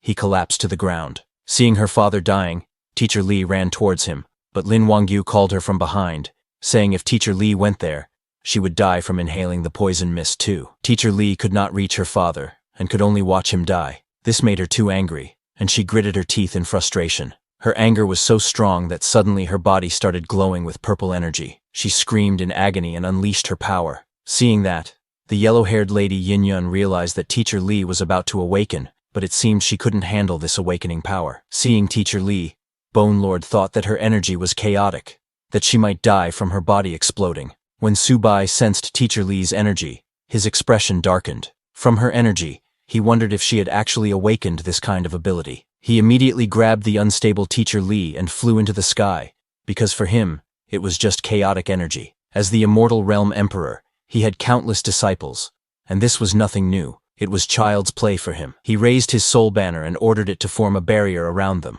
As the barrier formed, Subai immediately started channeling his energy into Teacher Lee's body, knowing that with proper guidance, it often yields twice the result with half the effort. When Lin Wangyu saw Subai and Teacher Lee like that, she felt that this scene was too familiar to her. She saw a vision in her mind where she was standing in front, and Subai was behind her, channeling energy into her. Seeing that vision, a word came into her mind, Master. She could not understand why she felt a bit sour seeing Subai and Teacher Lee together. After a few minutes, Teacher Lee came down to the ground. She had calmed down after Subai guided her through her awakening. As he came down, he asked Teacher Lee to try out her ability and give this birdman a good punishment. Hearing that, the green birdman laughed, asking Subai who he was trying to fool. He challenged them to see who could stop him. Saying that, he immediately turned around and started running away. Seeing him run, Teacher Lee shouted, "Birdman, your wings have malfunctioned. You've fallen to the ground." Just as she said that, suddenly the birdman's wings malfunctioned in reality, and immediately he started falling to the ground. He could not understand what was going on. How did his wings really malfunction? And just like that, the green birdman fell to the ground, unable to fly anymore. Seeing that, everyone was shocked, asking what kind of overwhelming power this was. Lin Wangyu could not believe her eyes, that just by saying a few words, it actually came true. Bone Lord suspected, could this ability be? Before he could finish, Teacher Lee confirmed it, saying, "That's right, this ability is called Words Become Reality." Now her words were truth. Her words were reality. She admitted that, of course, it was also thanks to Subai's guidance that she mastered this ability. Subai then ordered Bone Lord to slay the birdman, and asked Teacher Lee to go save her father quickly. Teacher Lee said understood and left. On the other hand, as Subai commanded, Bone Lord raised his huge mace into the air, and while laughing, struck the green birdman with full power, telling him this was his true power at the Golden Core realm. Just as the birdman died, Subai raised his soul banner and captured its soul. Chains of spiritual energy came out of the soul banner and tied down the birdman's soul. Seeing this, the glasses guy was too shocked, realizing that Subai really had skills. Even the bone birdman had been taken down, but he thought it was fine, because the people in the warehouse should all be dead, so the mission wasn't a failure. As Subai captured the birdman's soul, a system notification came, congratulating the host for killing a commander-level creature. Because of that, the banner of 10,000 souls level had increased. Currently, its realm was Foundation Establishment. Banner of 10,000 souls is now level 5. Its current controllable boss level undead is 2. Its current controllable ordinary undead is 39. And just like that, the bone bird fell beside the Bone Lord in the soul banner. It didn't even imagine that he, the mighty bone bird, would one day be captured in the banner of 10,000 souls. Bone Lord told the Birdman that he should consider himself lucky to become a soul in Master's banner, and ordered him to serve their master well. Hearing them talking, Subai looked into the soul banner and asked the Birdman if there was a way to neutralize the poison, but the Birdman didn't say anything and looked away. This made the Bone Lord angry, and he hit the Birdman, asking if he didn't know how to answer when Master asked him a question. He warned the Birdman that he would tear his bones apart. Left with no choice, the Birdman told Subai that if it sucked out the poison, it would naturally dissipate. Hearing that, Subai followed Teacher Lee and went into the warehouse. They ran up the staircase and reached the 3rd floor. Teacher Lee opened the door with a bang and called for her father, who was lying unconscious on the ground. Seeing that, Teacher Lee immediately used her powers and shouted, "Let the poison in Li Zhenghao's body leave his body." But nothing happened. Her powers didn't work, and her father was still lying on the ground. She tried again, but before she could, she suddenly felt like throwing up. She fell to the ground and spewed a massive amount of blood from her mouth. Teacher Lee was shocked to see so much blood. Subai told her that the words become reality. Ability was powerful and versatile, but it was extremely demanding on spiritual energy and one's own strength. Once overdrawn, at best she would fall into a coma. At worst, it could damage her marrow and bones, or even cost her life. Subai continued, telling Teacher Lee that she was lucky this time to only cough up blood. He warned her that if she pushed herself too hard next time, it might cost her life. He then raised the soul banner and ordered the Birdman to come forth, warning him that if Teacher Lee's father died, the Birdman's soul would scatter and vanish too. Hearing that, the Birdman got scared and immediately came out, saying he would do it right away. He went towards Teacher Lee's father and started sucking out the green poison mist from his mouth. The Birdman used his full power and drew out all the poison from his body. He then turned and told Subai that the poison had been in his body for too long, so he managed to save his life, but it was hard to say when he would wake up. Hearing that her father's life was saved, Teacher Lee immediately rushed to check on him. On the other hand, Subai felt a little disappointed hearing that her father wouldn't wake up, because he still didn't know the whereabouts of the spirit stones, and didn't know what to do next. Seeing Subai worried, Lin Wangyu came forward, and mistakenly called him Master, but quickly corrected herself and said, "Mr. Subai, I can sense that there is an energy body in Mr. Lee's possession." Lin Wangyu found it strange. Why did she keep blurting out Master recently? She wondered what exactly her relationship with Subai was. On the other hand, Subai went to check Teacher Lee's father, and to his surprise, her father really had a spiritual crystal in his possession, and it was a high-grade crystal. Seeing that, Subai was shocked, because in a world without spiritual energy, there existed high-grade spirit stones. He took that crystal and asked Lin Wangyu to hold on to it and see if she could sense anything. Lin Wangyu took the crystal and started sensing its energy nearby. After a few seconds, she opened her eyes in shock. She pointed in a direction and told Subai she could sense something. This stone originated from that direction, probably about 20 to 30 kilometers away. Hearing that, Subai immediately turned around and asked Lin Wangyu to let's go, saying they were heading east. Teacher Lee told Subai that she needed to take care of her father, so she wouldn't be able to go with them. Understanding her situation, Subai didn't say anything, and turned to leave, but was stopped by the yellow-haired Yin Yun. She asked Subai if he remembered what she said before. Subai replied that she wanted to borrow his weapon for a bit. Yin Yun said yes. Subai said take it, and threw the soul banner to her. Yin Yun caught the soul banner. She was surprised to see that she asked Subai for a weapon, and he gave it without any hesitation. She had the power that could help her absorb the spirit from weapons to enhance her own strength. She smiled and decided to absorb it first, and think about it later. Yin Yun activated her powers and tried to absorb Subai's soul banner's power, but just as she tried, she got shocked. Before understanding anything, she fell on her knees. She could not understand what was going on. Her ability had no effect on the soul banner, and she even got backlashed after trying to absorb its power. Subai then came and took out the phoenix sword, asking Yin Yun, how about she play with this one instead? Embarrassed, Yin Yun tried to act calm, saying Subai's weapons were truly strange and very powerful. Saying that, she handed over the soul banner to Subai. She looked at Subai in suspicion because Subai had just used this sword to cut down the bone bird, so it must be an extraordinary item, and now he was giving it to her willingly. She wondered if he was that confident, but Yin Yun snatched the phoenix sword from his hand, saying whatever. She didn't believe they were all this bizarre. She immediately activated her power and tried to absorb the phoenix sword's power, but the next second she saw a vision where a huge fire phoenix was attacking her. Yin Yun immediately fell on the ground and vomited blood from her mouth. This effect was worse than the soul banner. She looked at Subai in anger, wondering what kind of weird things were his weapons. Countless souls, and now a divine phoenix. Now she wanted to know exactly who he was and what his ability was. When Subai saw her looking, He smiled. He had realized that her ability was absorbing the spirit of weapons, and it was quite common in that world. But unfortunately, the Phoenix Cry Sword was a divine artifact, and the banner of 10,000 souls was given by the system, even beyond a divine artifact, and she was only at the peak of Foundation Establishment realm. Embarrassed for the second time, Yin Yun handed over the Phoenix Sword to Su Bai, saying Mr. Su's divine weapons were truly impressive. Su Bai then asked her to come with him, and all the weapons they seized along the way would be hers. She was surprised to hear that. She turned and said, "It's a deal." Meanwhile, inside the Soul Banner, Birdman called Bone Lord an old schemer because it even absorbed Yin Yun's spiritual energy. Bone Lord laughed and told the Birdman that it did it all for Master and asked it to watch and learn. Bone Lord then used sound transmission and told Su Bai that it had just absorbed some spiritual energy from that girl for him to help him break through.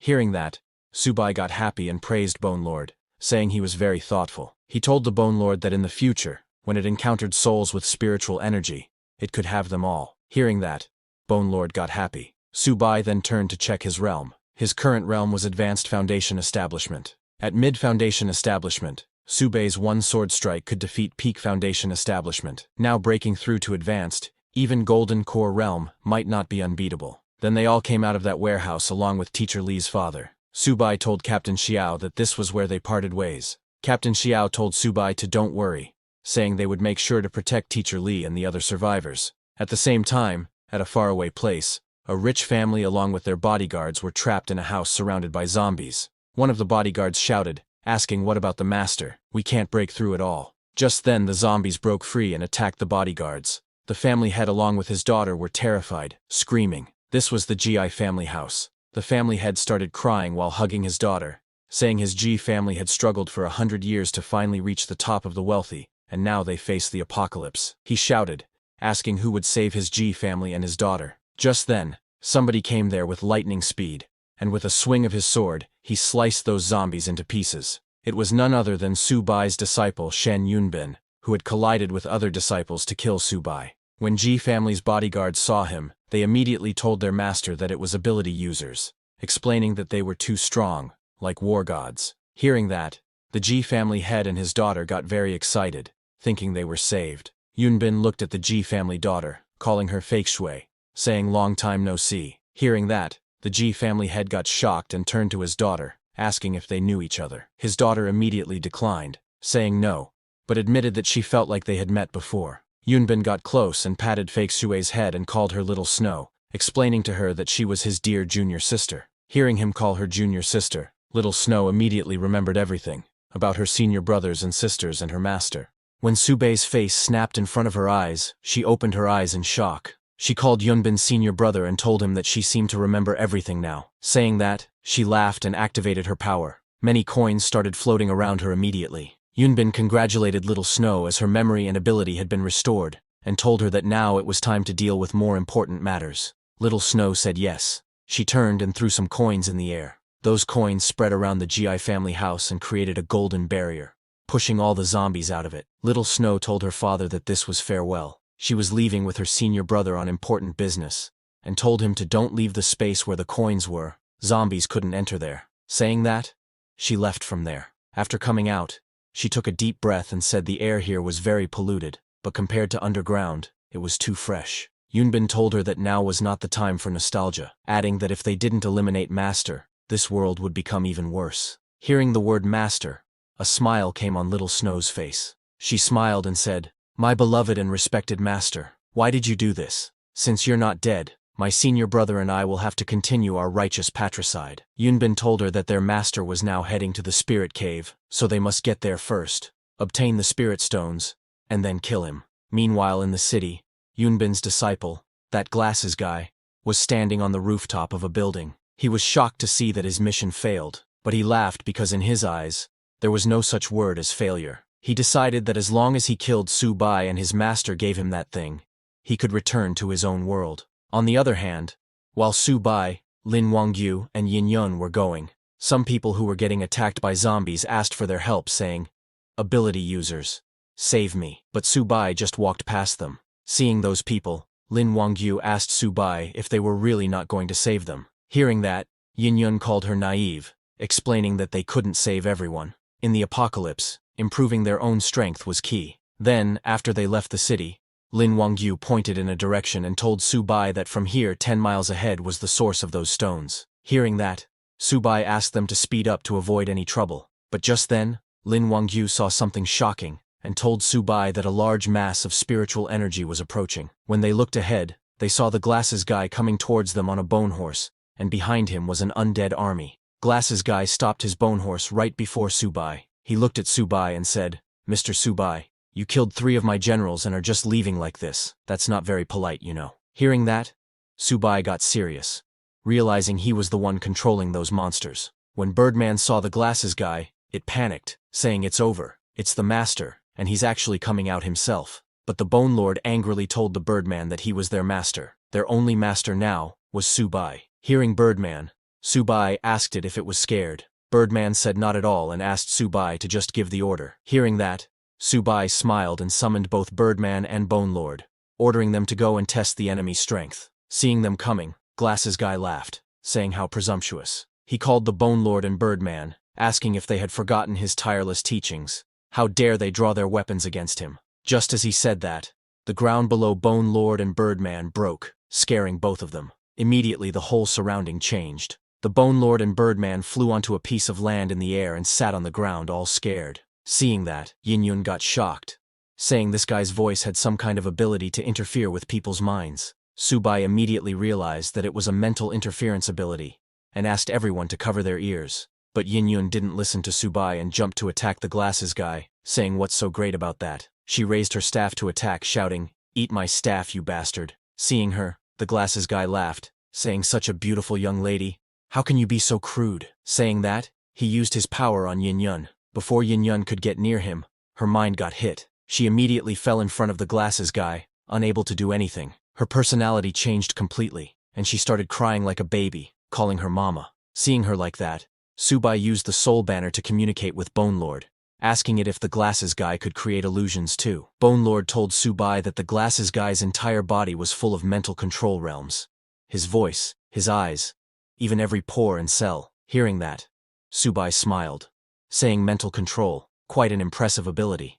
However, blocking mental control wasn't that difficult. Su Bai then swung his hand in the air and used a technique. He gathered spiritual energy from the surroundings and created an energy layer over his body. This energy layer covered Su Bai's whole body along with his head and arms. When the Glasses Guy saw Su Bai blocking the perception of every part of his body, he laughed and asked, "How will Su Bai fight then?" But just as he completed his words, Su Bai immediately attacked him with the Phoenix Sword, telling the Glasses Guy to worry about himself. The Phoenix Fire hit the Glasses Guy, burning his whole body. He screamed in pain. Su Bai looked at him with a serious expression, because he saw through the Glasses Guy's acting. Glasses Guy mocked Su Bai, laughing, saying, "Can't catch me, can you?" He told Su Bai that he had seen all his tricks.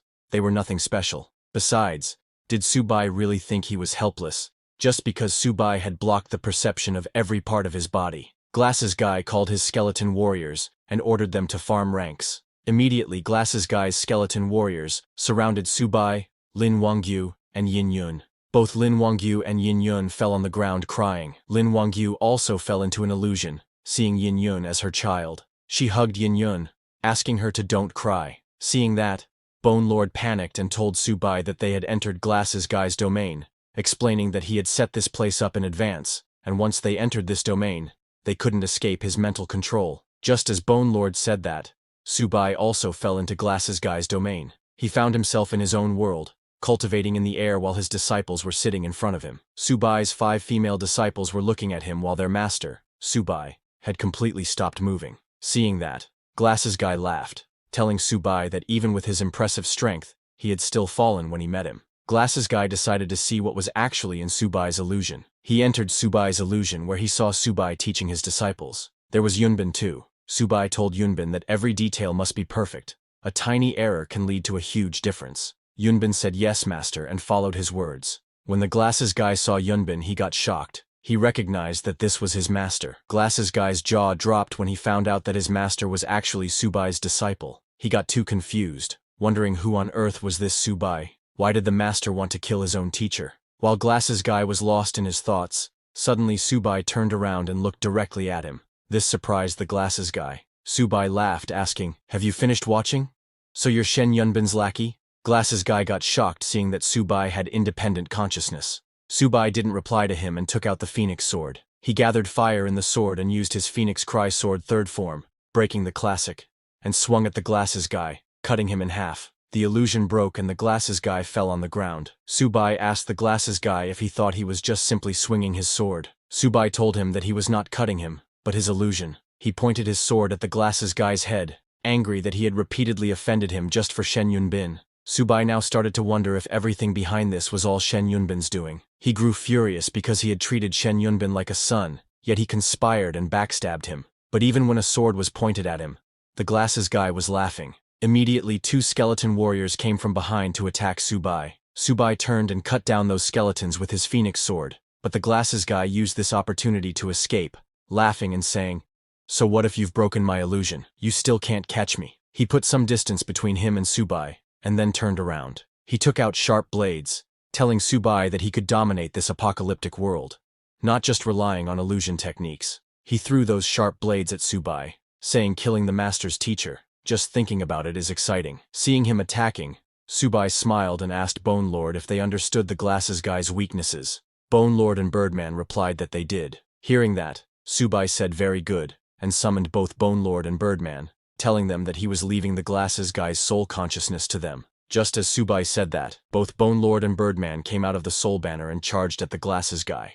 Seeing them coming, Glasses Guy grew angry and shouted, "Bone Lord, you dare to face me in combat!" He threw more blades at Bone Lord and Birdman, telling them to come back after training for another 100 years. But the Bone Lord blocked all the blades of the Glasses Guy, saying he looked down on others too much. Birdman used his wings to deflect all the blades, telling Glasses Guy that he should reassess after 3 days apart. When the Glasses Guy heard that, he realized that something was off. He used his senses and got shocked to feel Bone Lord and Birdman's aura. Both Bone Lord and Birdman jumped to attack the Glasses Guy. Still in shock, Glasses Guy asked if they had broken through to the Golden Core realm. How was that possible? Birdman used its legs to attack the Glasses Guy, telling him that following the new master, it ate 6 meals a day. Bone Lord attacked the Glasses Guy with its giant mace. Bone Lord laughed, telling the Glasses Guy that reaching Golden Core was normal now. He asked Glasses Guy to surrender, saying he was no match for his master. Hearing that, Glasses Guy laughed, calling Subai a petty man in power. He used the blade fans in his hands and with full power pushed both the Birdman and Bone Lord, sending them flying into the air, telling them that with his treasure in hand, they couldn't kill him even if they wanted to. Glasses Guy immediately turned to run away from there, telling them to get out of his way. He was very annoyed and decided that he would concede this time. But just then, Yin Yun jumped from behind to attack the Glasses Guy. She hit the Glasses Guy's hand, making him drop the blade fan. That blade fan went flying in the air and landed in Yin Yun's hands. Yin Yun grabbed the blade fan and completely stripped the Glasses Guy of his treasure. She then used her power and absorbed that blade fan's spirit into herself. That spirit power was too sweet for her, making her feel very good. She then threw the blade fan on the ground right in front of the Glasses Guy. When the Glasses Guy saw that, he immediately picked up the blade fan, but when he tried to use it, he got shocked. He could not understand why it wasn't responding at all. But before he could understand anything, Yin Yun kicked him in the face, sending him flying away. Her kick broke the Glasses Guy's glasses. After defeating the Glasses Guy, Yin Yun turned and thanked Subai for the treasured fan, saying it smells good. After the Glasses Guy was defeated, both the Bone Lord and Birdman came running to him. Both Bone Lord and Birdman used their giant mace and kicks to finish off the Glasses Guy. Bone Lord grabbed the Glasses Guy's corpse, laughing, saying, "Old master, I'm going to eat your soul now." But before he did, the Birdman attacked the Bone Lord, asking to let him eat because he hadn't eaten before. Bone Lord pushed the Birdman saying, "Go away, you are new here. Why are you butting in?" Hearing that, Birdman started fighting the Bone Lord, asking him to let him go first or he would chop him up. But Bone Lord told it to stop boasting, asking if it wanted to have a go. When Subai saw them fighting, he just told them to split it in half. Hearing their master's command, they finally stopped and agreed to split it in half. As the Bone Lord was splitting the soul of the Glasses Guy with Birdman, it wondered how Subai knew it was aware of the Glasses Guy's weakness. This made the Bone Lord realize that his new master was far smarter than the Glasses Guy, and so he should better behave himself. Both Bone Lord and the Birdman then absorbed the Glasses Guy's soul. Immediately the Birdman shouted in excitement, saying it tasted so good, it felt like it was approaching mid-golden core. Bone Lord agreed, saying the flavor was absolutely amazing. Bone Lord then turned and sent some spiritual energy towards Subai, telling him that the glasses guy's spiritual energy was truly abundant, and he couldn't bear to enjoy it alone, and wished to offer it to him. Birdman joined in, saying it too wanted to give the spiritual energy to him. Subai absorbed that spiritual energy, and thanked them. Subai then checked his status window. Subai's current realm was Peak Foundation Establishment, and the banner of 10,000 souls was at level 5. Its current controllable boss level undead was 2, and current controllable common undead was 30. Subai was shocked to see that the banner's level didn't increase, but his realm improved quite a bit. Subai realized that as long as he found the spirit cave, breaking through to Golden Core was within reach. Now that Subai had reached Peak Foundation Establishment, he could explore his sea of consciousness again. Subai then tried to touch his consciousness, and got shocked. He could actually touch it. It was too wonderful. Meanwhile, 10 miles away from there in a rocky area, on a huge mountain's backside, there was a huge cave, and Yunbin and Little Snow were standing at the entrance of the cave. Looking at that cave, Little Snow asked her senior brother if this was the place, adding that she could feel the spiritual energy was very dense inside. Yunbin asked her to let's go in quickly, or they might miss their chance. While going inside, Yunbin realized that his disciple, that glasses guy, had lost his vitality. He got annoyed because of glasses guy acting on his own. Now Yunbin had lost another important piece. He admitted that his master, Subai, was still so formidable. When they went deep inside the cave, they started to see huge spirit stones all over the cave walls. Seeing all that, Little Snow asked Yunbin why they were not picking spirit stones from the walls. While walking ahead, Yunbin asked her if she knew. The core of this spirit cave was a spirit spring. Right in front of them was a small spring filled with spirit water. Seeing such a dense spirit spring, Little Snow got very excited, saying staying here for a day might lead to a major breakthrough. Yunbin told her he had 3 leads on such spirit caves, but then Little Snow heard some footsteps from behind. She told her senior brother that it seemed someone was coming from outside. Yunbin said no worries, asking if she had forgotten her senior brother's first-class illusions. Yunbin laughed and used his illusion power in that cave, and immediately some voices came of people fighting. One guy shouted, "You dare steal my spirit stones." Another shouted, "You're talking nonsense. Clearly you stole mine, you're asking for death." Meanwhile, at the entrance of the spirit cave, Subai had arrived there with Lin Wangyu and Yin Yun. When Lin Wangyu saw the cave, she pointed inside and told Subai that it was right inside and very dense. Subai looked inside the cave and saw spirit crystals shining there. He asked both Lin Wangyu and Yin Yun to let's go inside the cave, and all 3 of them entered the cave. As Subai, Lin Wangchu and Yin Yun walked deeper into the cave, they noticed that the walls were filled with empty spirit stone cavities. All the stones had already been taken, yet the air was still thick with spiritual energy. Subai calmly observed the surroundings and concluded that there must be a spiritual spring nearby. He instructed Lin Wangchu to guide the others in the direction where the energy felt strongest. Lin Wangchu respectfully agreed, but hearing that, Yin Yun was puzzled. She had never heard of a spiritual spring before, but judging by Subai's expression, she guessed it must be something valuable. Inside the Soul Banner, when Bone Lord and Birdman heard that there was actually a spiritual spring, both of them got excited. Bone Lord exclaimed that such a treasure could raise their cultivation by at least 2 minor realms. Birdman started dancing, saying that ever since they had followed this new master, good fortune seemed endless. Back in the tunnel, Subai's group was suddenly met with the sound of a violent clash. Dust and debris scattered as 2 men fought fiercely over a weapon lodged in the ground.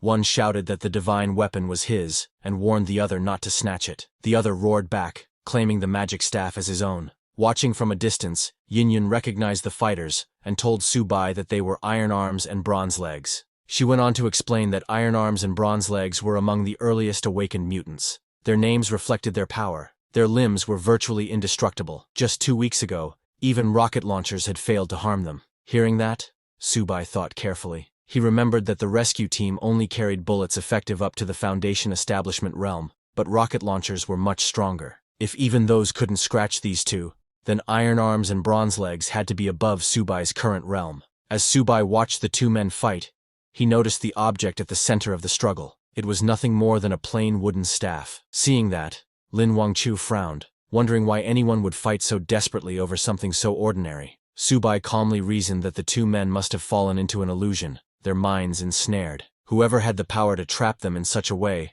had to be incredibly strong. Lin Wangchu suddenly pointed ahead and told Subai that the source of the dense spiritual energy was just inside. Subai's sharp eyes turned toward the direction she indicated. Lin Wangchu hesitated, placing a hand near her lips, as a strange feeling stirred within her. She whispered that the energy seemed oddly familiar. Subai's expression hardened as realization struck him. A cold light flashed in his eyes as he confirmed his suspicion. The one absorbing the spiritual spring was no stranger. It was his very own traitor. Suddenly, iron arms and bronze legs stopped their struggle for a moment, their eyes shifting toward Subai and his companions. Bronze legs muttered that he didn't like having spectators around and suggested they get rid of them. Iron arms agreed without hesitation. With a sudden roar, both men launched themselves forward, attacking at full speed. Seeing that, Yin Yun in the black combat suit stepped forward confidently. After absorbing the treasure fan earlier, her strength had surged. Smirking, she declared that she had energy to spare, and told Subai to leave those two to her. She leapt into the fray, moving swiftly. She clashed head-on with the two mutants, her strikes sharp and precise.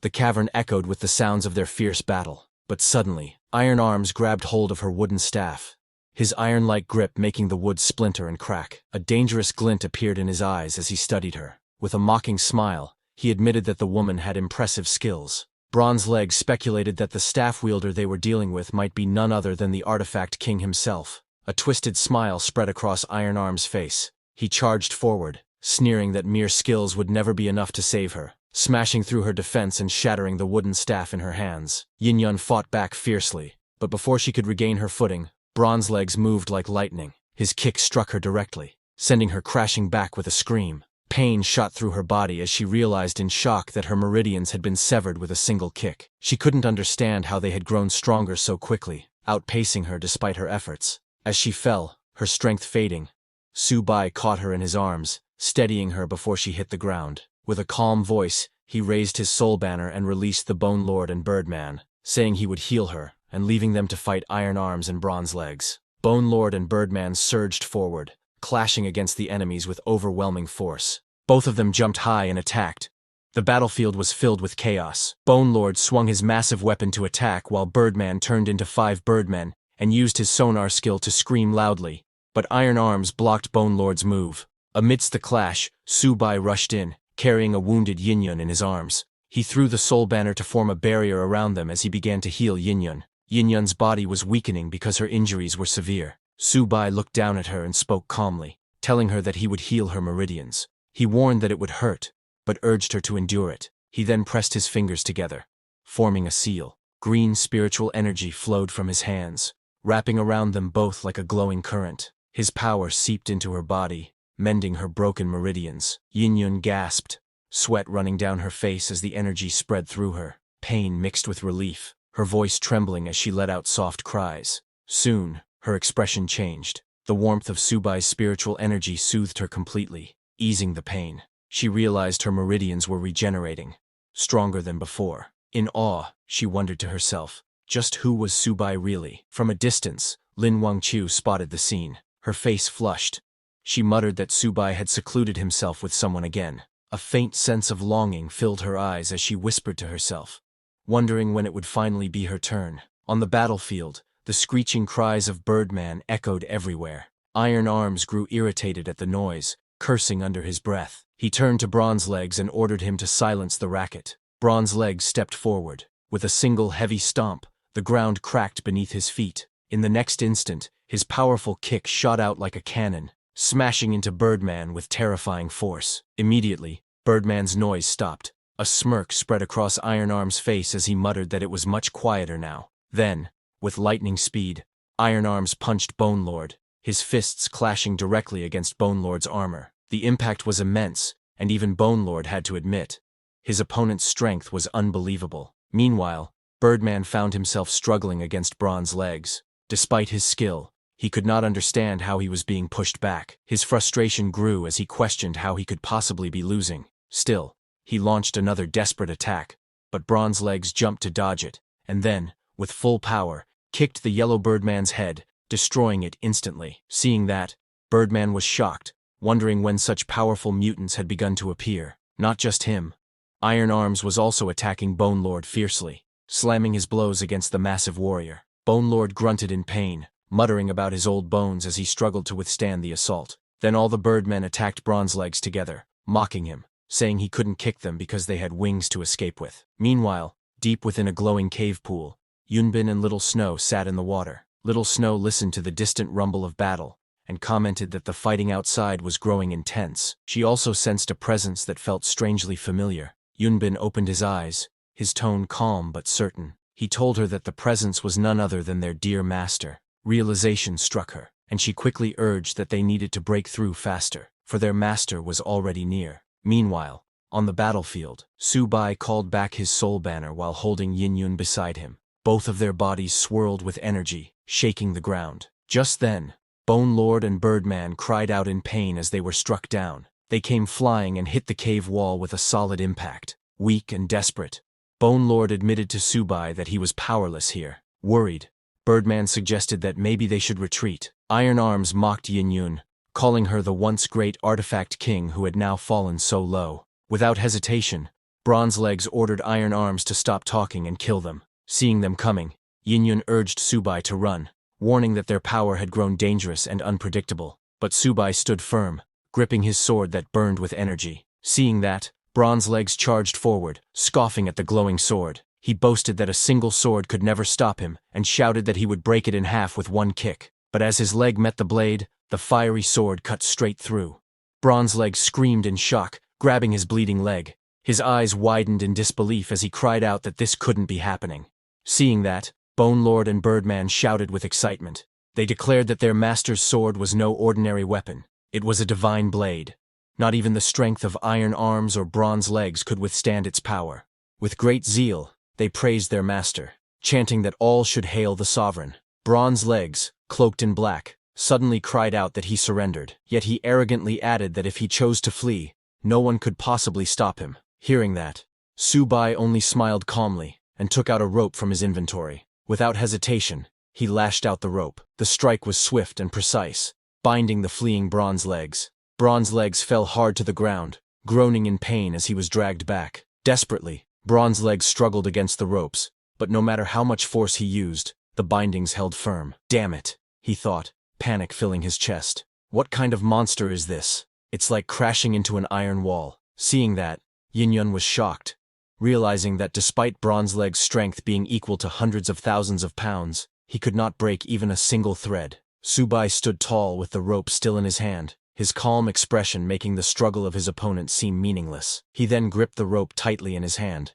and Bronze Legs screamed in fear. Su-bai explained that the rope he held was normally used to tie up his ox, but today, it would be used to bind his opponent instead. He told him to consider it an honor. Seeing Bronze Legs tremble, Yin-yun, in shock, questioned Su-bai. What kind of ox would need such a rope? Unable to believe it, scared Iron Arms stammered, asking Su-bai if it was a joke. Hearing Su-bai's words, Lin Wangchu's eyes widened as memories surfaced. She recalled a heavenly savage ox, a divine beast at the Tribulation Passage realm. The realization struck her. It was the immortal binding rope, but she couldn't understand why she remembered such a thing. None of it made sense to her. Struggling on the ground, Bronze Legs glared up, demanding that Su-bai fight him properly without the cursed rope holding him down. But Su-bai didn't listen. He swung his sword. Blood splattered across the battlefield as a fierce strike landed. Su-bai's commanding voice called out, ordering Bone Lord and Birdman to devour the fallen enemy's soul.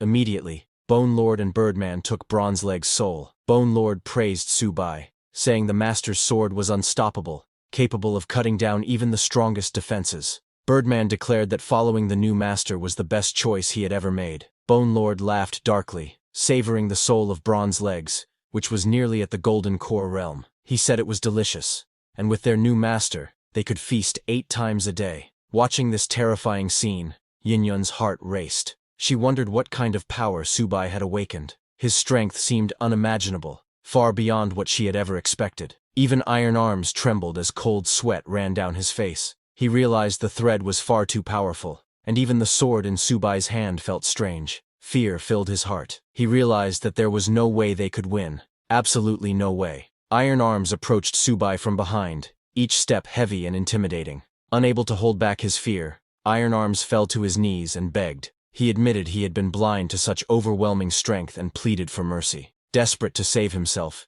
he offered the Divine Heaven Staff, the weapon he and Bronze Legs had once fought over. But Su-bai only looked down at him, unimpressed. He said he had preferred him back when he was arrogant and defiant. Confused, Iron Arms turned to pick up what he thought was the divine heaven staff, but to his shock, it was only a rotten stick. His eyes widened in disbelief as he shouted, demanding to know where his real weapon had gone. Subai explained to him that he was caught in an illusion.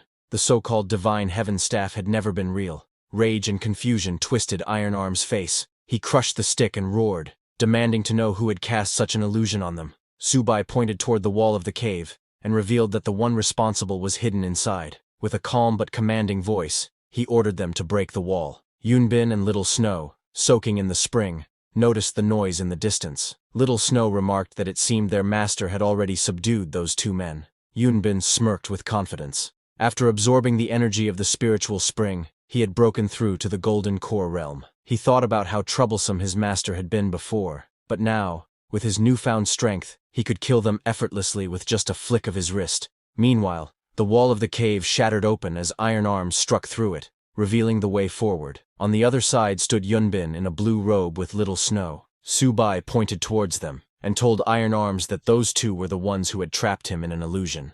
With a calm tone, he ordered him to go and kill them. Enraged, Iron Arms roared that he did not hit women, so the man in blue would die first. With fury, he charged forward. He swung his fists at Yunbin, shouting that anyone who dared to use illusions on him deserved death. But to his shock, Yunbin dodged all his punches by moving so fast that Iron Arms couldn't land a hit. Suddenly Little Snow took out golden coins that flitted in the air. Little Snow, with long red hair, raised her hand and formed a spell sign with her fingers. Golden coins burst from her, filling the space with dazzling power. The attack hit Iron Arms directly. The explosion of energy sent him staggering back, smoke rising from his body as his armor cracked and burned. He struggled to stay on his feet, groaning in pain, before crashing to the ground face first, blood spilling from his mouth. Yin-Yun watched in shock. She whispered that the power she had just seen was unbelievable. Lin Wangqiu said it was coins falling from the sky, but she couldn't understand why it felt strangely familiar. Yunbin and Little Snow stepped forward together. Yunbin called to Subai, "Master, it has been a long time." Little Snow admitted the same, but noted with regret that their reunion had begun with violence. Suddenly she noticed Lin Wangqiu standing behind Subai. Little Snow questioned Lin Wangqiu. Why was her senior sister standing behind their master instead of using her sword technique to strike his heart? Confusion spread in Lin Wangqiu's mind as the words, "senior brother" and "junior sister" echoed. Immediately Lin Wangqiu clutched her head, crying out in pain, unable to understand who these people really were. Hearing their conversation, Yin-Yun realized in shock that Subai was being called their master. She wondered what kind of strange organization could have such complicated relationships. Inside the Soul Banner, Bone Lord and Birdman recognized Yunbin too. Bone Lord exclaimed that Yunbin had been the master of their previous master. Birdman was equally shocked to hear their previous master's master call Subai master. Subai's expression grew cold as he demanded answers. He asked Yunbin if the plan to kill him during his tribulation had been his doing, and if he had also manipulated that glasses guy. Anger flared in Subai's heart as he reminded Yunbin that he had raised him for over 867 years, only to be betrayed. But Yunbin dismissed the questions and suggested they draw their swords instead. Little Snow stepped forward, her presence commanding and dangerous. As she flitted in the air, she told her senior sister that she should stand by their side, otherwise she too would be eliminated. Little Snow was shocked and confused, her eyes narrowing as she saw something unexpected. Lin Wangqiu, standing confidently with determination, had stepped forward to protect Subai. Little Snow was stunned because she hadn't expected such defiance. The air grew tense as they faced each other. Little Snow shouted angrily, demanding if Lin Wangqiu even knew the kind of terrible things the Subai she was protecting had done. But Lin Wangqiu, standing firm, glared back and replied that from her point of view, they were the true wrongdoers. Her voice was filled with conviction. Even though she hadn't known Subai for long, Lin Wangqiu declared her faith in him. She shouted that if anyone wanted to harm him, they'd have to go through her first. Her courage infuriated Little Snow, who snapped back in rage, summoning her coins of power and shouting that Lin Wangqiu was asking for death. Just then, Yin-Yun suddenly jumped in front of Lin Wangqiu, blocking the incoming attack with swift movements. Coins spun wildly in the air after getting hit by her weapon. Yin-Yun grinned mischievously, saying she loved drama and fights. How could she miss such excitement? Then she taunted Little Snow, asking what kind of grudge she had with her own master. Hearing that, Little Snow glared ahead, holding glowing coins between her fingers. In an angry voice, she said that no one should dare pry into her affairs. As power surged from her hands, she shouted fiercely, telling Yin to ask her questions in the underworld instead. She released a storm of golden coins that shot forward with deadly force. Yin quickly raised her wooden staff and began spinning it rapidly, blocking the incoming coins. Her staff was a treasure, but she soon realized with worry that it was about to break under the intense pressure. Meanwhile, Subai stood silently nearby, watching Iron Arms lay motionless on the cracked ground. He then raised his staff high and commanded Iron Arms to come into his banner. A green light surrounded Iron Arms' body, pulling him into Subai's banner. His sudden arrival surprised Bone Lord and Birdman.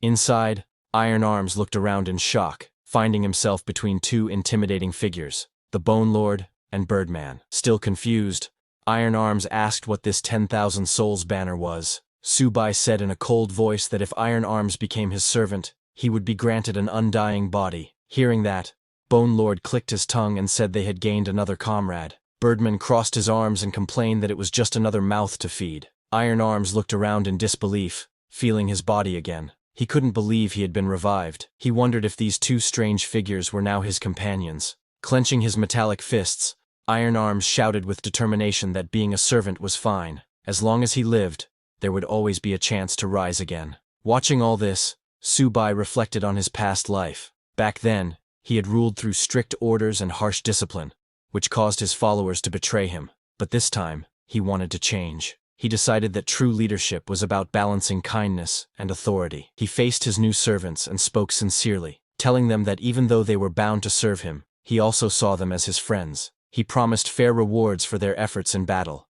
and vowed not to mistreat those who proved capable. Hearing that, all three of them knelt together, showing their loyalty. They shouted that they would devote their bodies and souls to their sovereign. Iron Arms also nodded with a faint smile, thinking to himself that these new companions seemed trustworthy. Then, as the next fight began, Subai summoned all three of them and gave quick orders. Birdman, protect Yin. Bone Lord, deal with Little Snow. Iron Arms, come with me. We'll fight Yunbin together. They all responded at once, ready for battle. Yin swung her staff fiercely, refusing to back down. Birdman joked that she should hide behind their sovereign, but she scoffed and shouted that she needed no protection. She clashed with Little Snow, her strikes breaking through waves of spinning coins. Just then, Bone Lord swung his huge mace to attack her, but Little Snow jumped and dodged his strike. Looking at Subai, she thought he truly was a demonic pathmaster, one who even used the 10,000 souls banner. With anger in her voice, she said she would destroy the banner's spirits first. Little Snow glared forward, her hands glowing with golden energy as lightning crackled around her. With a smirk, she asked Subai if he still remembered this move. Raising her hand, she gathered energy, forming a massive glowing copper coin above her. She swung her arm down with force, using her treasure fall technique. The giant coin descended with crushing power. Bone Lord below tried to resist but groaned in pain.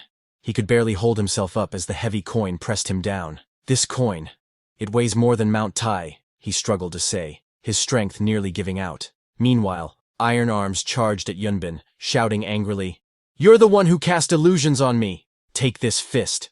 He launched a powerful punch, but Yunbin didn't even dodge. He just stared at him with his white eyes. Iron Arms' eyes widened in shock as his body suddenly froze. He fell to the ground, confused and unable to move. Yunbin then looked at Subai and mocked, saying, "Master, have you fallen so low as to let trash lead your charge?" The iron-armed man twitched on the ground, furious and embarrassed, asking Yunbin who he was calling trash. But Yunbin completely ignored him and took out a sword. Holding it firmly, he acknowledged his teacher Subai's skill, admitting that everything he knew about swordsmanship came from him. With a determined look, he proposed a duel and suddenly attacked Subai with a powerful strike. The force of his swing tore through the ground, radiating energy. Lin Wangqiu nearby watched in shock. She was amazed that such a simple sword move could carry so much power. Subai also took out his phoenix sword and explained to Lin Wangqiu that this technique was called sword fall, a blade empowered by spiritual energy. He told her that it could destroy everything in its path, and he called it the ultimate sword. He told her that to counter it required the sword wall, where he swings his sword 360 degrees to create a formation of countless blades forming an unbreakable defense. "This," he said, "is what I call the toughest shield." The clash between Yunbin's sword and Subai's sword shield filled the air with explosive force. Seeing that, Lin Wangqiu was stunned. She whispered that both techniques, the ultimate sword and the toughest shield, were incredible. However, She was worried that her master's cultivation was weaker than his opponent's. But suddenly, she held her head in pain, feeling strange memories flooding her mind. She couldn't understand what kind of memories they were. She was too confused, and her mind began to overload. Seeing that, Yunbin realized Lin Wangqiu's memories were returning. He smiled and gathered a surge of power, lightning flashing around him as he descended with a sharp blade strike. He shouted to his master, Su Bai, eager to prove his progress. Multiple swords surrounded him like a storm, their edges glowing with red energy as he charged forward. But Su Bai's shield blocked them, yet that wasn't Yunbin's real attack. With a fierce swing, he unleashed his true strike. With full power, he attacked again, but Su Bai's blade shield formed once more, blocking his assault. Su Bai remained still, his expression calm as the swords neared him. But before reaching Su Bai, Yunbin's sword suddenly stopped. Su Bai glanced at him, and with a smile, told Yunbin that his sword was sharp, but too fragile to withstand true strength. Seeing Su Bai stop his attack, Yunbin's eyes widened in disbelief. The next second, his blade shattered, and he was sent flying, crashing into the ground with a cry of pain. Seeing that, Lin Wangqiu was stunned. She praised Su Bai's incredible skill, realizing how deep and unfathomable his strength truly was. Yin Yun joined in, saying that even the most powerful sword could not pierce Su Bai's defense. His power stood far above their imagination. Even Little Snow was stunned, her eyes fixed on Su Bai. She thought to herself that their master was, as always, full of surprises. But then, she scolded herself for such thoughts. How could she admire someone like him? No matter how powerful their master was, his wickedness could never be forgiven. He deserved death. From behind, Bone Lord, still buried under Little Snow's silver coin, let out a mocking laugh. He told her she could say whatever she wanted, but deep down, Su Bai would always remain her master. But suddenly, Yunbin, who was on the ground, grinned. He asked Su Bai, didn't he teach him that in battle, everything is fair? Saying that, Yunbin called back all the pieces of his broken sword that had fallen behind Su Bai. Su Bai was shocked by his move, and looked back, but it was already too late. Before he could fully dodge, those sword pieces struck, and a sharp cut sliced across his face, leaving a thin trail of blood. His eyes widened in surprise. He turned to Yunbin and shouted angrily, "Wretched disciple! I taught you honor. Where did you learn such underhanded tricks?" Saying that, he raised his staff to cast the banner shield. Yunbin, however, only smirked, and replied that results were all that mattered, not the methods. As his sword pieces reassembled and completed his blade, he raised it for a decisive strike. Charging forward, he declared that this blow was unavoidable. Su Bai looked up, seemingly unable to dodge. Seeing that, Lin Wangqiu screamed in fear, crying out for him not to be struck. Even Bone Lord panicked, realizing that at such close range, there was no way their master could escape. Birdman feared they would all be doomed alongside him, but Little Snow was shocked at how low her senior brother Yunbin had stooped. Yet deep down, she convinced herself it didn't matter. If it killed their master, then it was justified. Just as Yunbin's deadly strike was about to hit Su Bai, metallic arms blocked the sword. It was iron arms. Seeing him, everyone was stunned. Yin Yun was shocked, wondering how he was still standing. Even Little Snow's eyes widened as she realized that Iron Arms had broken free from her senior brother's suppression. Iron Arms struggled to block the incoming strike, gritting his teeth as sparks of lightning erupted from the clash. Sweat dripped down his face as he groaned in pain, trying to hold his ground. Yunbin stared at him in disbelief. He couldn't comprehend how a simple mutant from this world could resist his golden core-level suppression. Gathering his strength, Iron Arms clenched his fists tightly and shouted with determination. Though he resented being bound as a servant, he couldn't stand idly by, not against the one who had once killed him, and not when his current master believed in him. Summoning all his power, he roared, vowing to fight with everything he had. With his iron fist, he struck forward, declaring that his fists would never bow to anyone's commands. With a powerful blow, he sent Yunbin crashing into the ground, the impact shaking the battlefield and scattering debris everywhere. Seeing that, Bone Lord grew motivated, and his body began to heat up. Energy surged through him as he stood up. With a thunderous roar, he declared his name, saying he would break free. His glowing eyes flared with determination as he raised his arms and lifted Little Snow's silver coin. Little Snow, standing nearby, stared in shock, realizing that a ghost had broken free from her treasure-fall coins,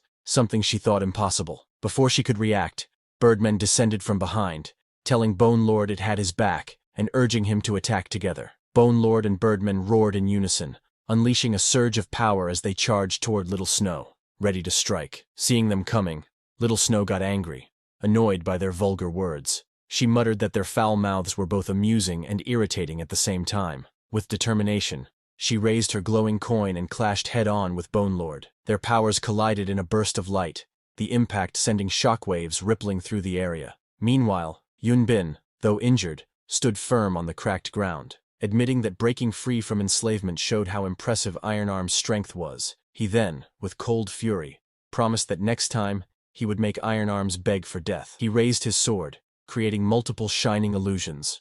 48 shadow swords in total, each one as deadly as a real blade. Iron Arms tried to block, but the overwhelming assault sent him crashing into a rock wall. He coughed in pain, unable to withstand the storm of strikes. Then, out of nowhere, a glowing rope shot through the air. Yunbin's eyes widened in shock as he recognized it. The immortal binding rope, something strong enough to restrain even sky oxen. He couldn't understand why such a powerful item was here. Before he could react, the rope wrapped tightly around his body, binding him completely. Behind him stood Subai, holding the rope firmly, ready to strike again. Seeing Yunbin restrained, Iron Arms thanked Subai respectfully before turning toward Yunbin, who was still bound tightly by the rope. Gathering power in his fist, he charged forward with determination.